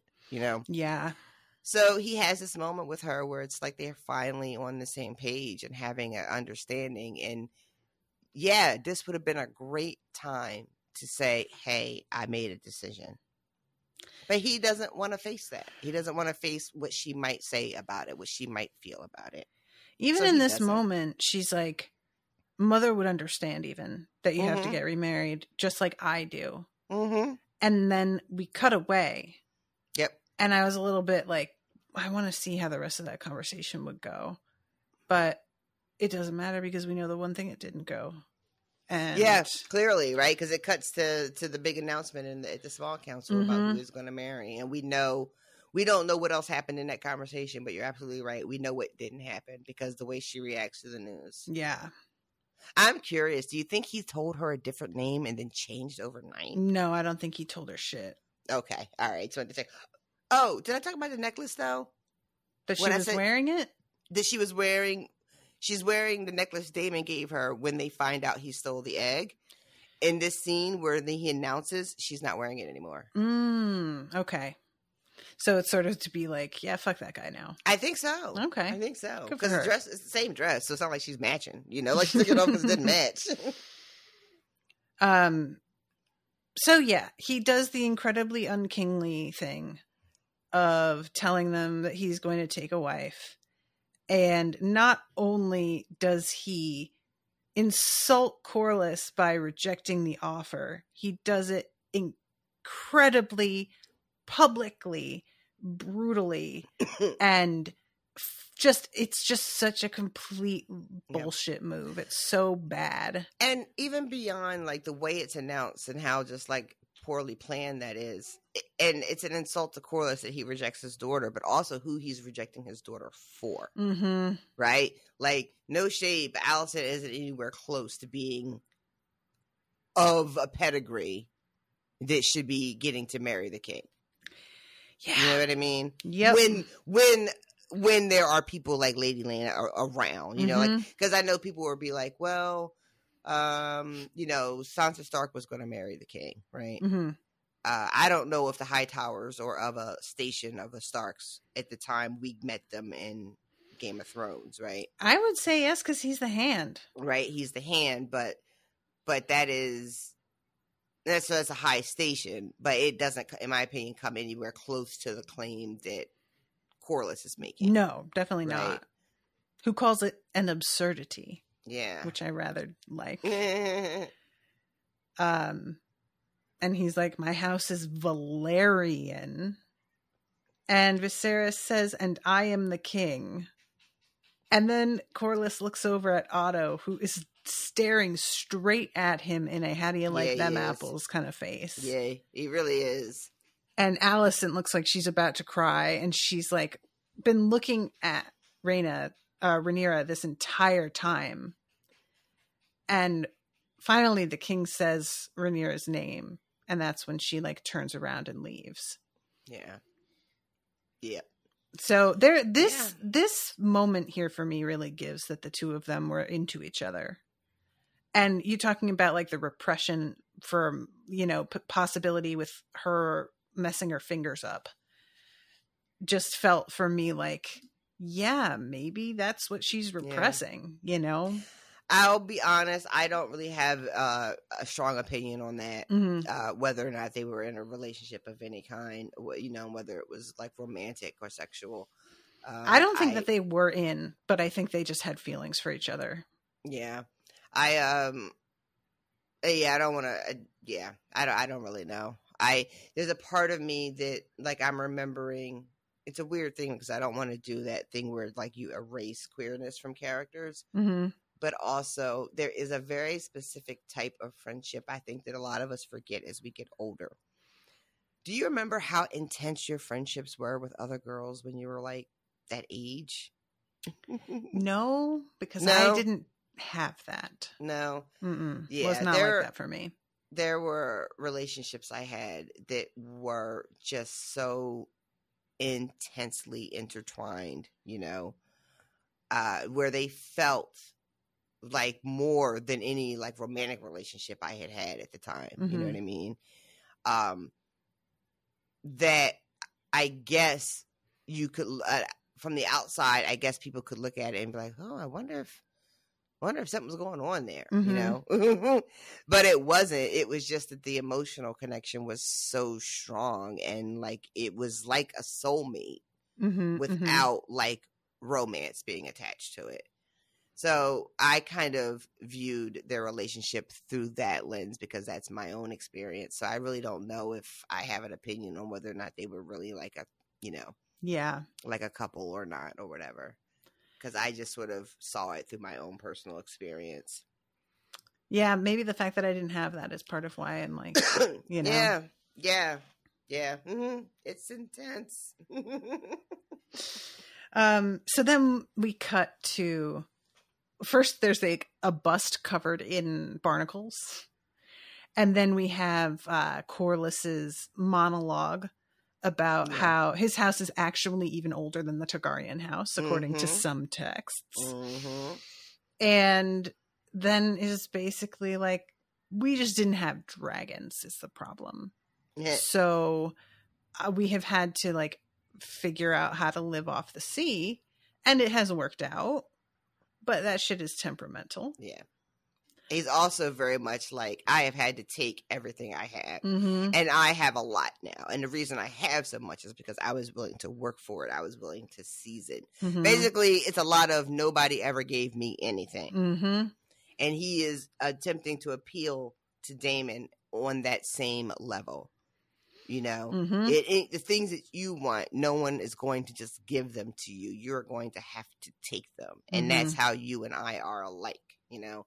And Damon starts talking shit about Viserys, and then Corlys forgets himself and like starts to throw a little shade and has to be reminded that no, I can talk about my brother. You cannot. Which I also really appreciate. That is that is such a entire vibe. I really get that. It's like one step away from being self-deprecating and somebody being like, yeah, you can fuck up a lot. Whoa, whoa, whoa, whoa. Exactly. Mm-hmm. But yeah, it looks like we're trying to get a little bit of an alliance going. Mm-hmm. Which Corlys is trying to entice Daemon into fighting the fight over at the Stepstones. Yeah. And like, you know, once you do that and once we prevail there, then we'll see, you know, like who's going to stop us after we do that. My favorite line of this episode is when he's like, the king isn't taking steps, and Daemon says that was never his strong suit, and he says what? And Daemon says being king. It's really good. Truly, ouch. But yeah, I'm just seeing now that they're going up to dudes and like nailing them in place. I missed that the first time around because they keep cutting to the like stepstones and the men who have been, and they're being put in place specifically for the crabs. Mm-hmm. Somehow I thought that this was like, he was saying he like fed this, the like crabs. A battlefield? Yeah. You know, like, oh, he's the crab feeder because he causes so many corpses. The crabs are. I didn't realize that it was straight up. No, he puts people out as crab food. That's how it works. My bad. Was not getting it. So yeah, that's how it ends. Mm-hmm. Ooh, excuse me. How dare you? I'm sorry. It's already almost. How long have we been recording? Do you really want to know this? It is already 5. I was supposed to have dinner at 5. 2 hours. 4:45. I'm sorry. That's okay. It got away from us. So yeah, it basically ends with like, we are the realm's second sons. Our worth is not given. It must be made. And Daemon is contemplating with his fucking face. With his fucking face. With his fucking face, you know. And we'll see what happens here. Yeah, I'm curious too when we're talking about like timing, because we jumped 6 months from the first episode to this one. I'm really curious how time is going to move in this show. Like, will the next episode be a wedding?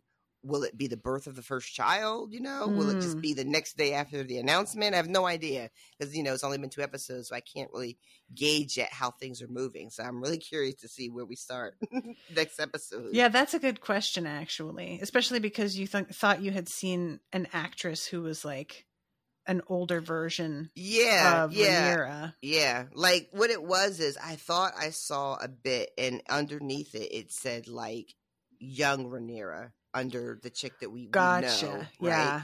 And then later I thought I saw one that was just like, you know, adult Rhaenyra. And I was just like, wait, what?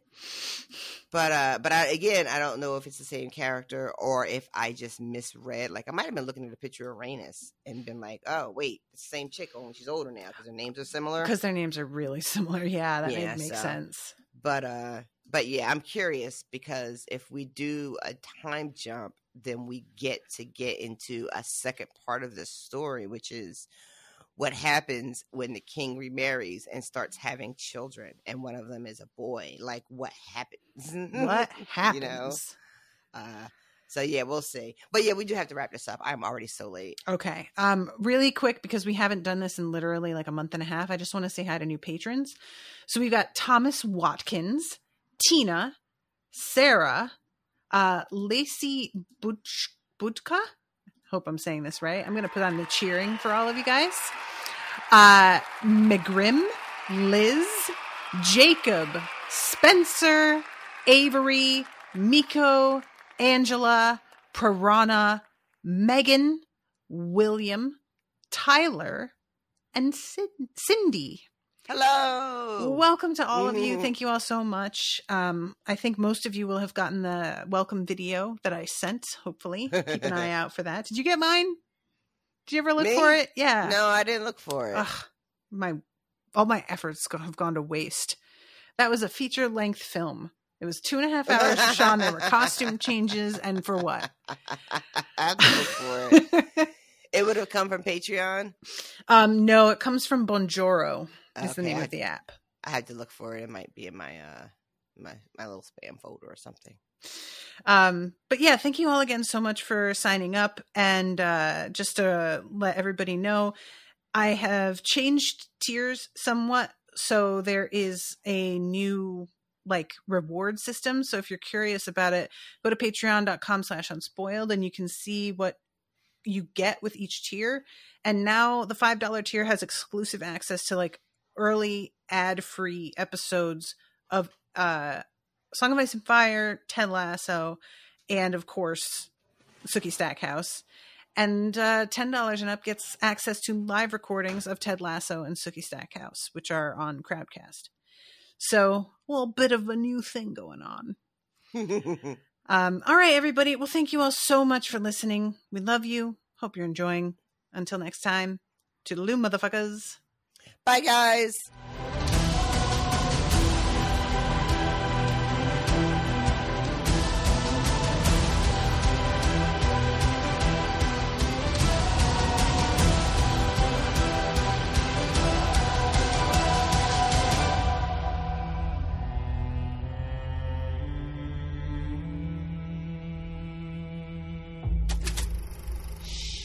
That was an Unspoiled Network podcast.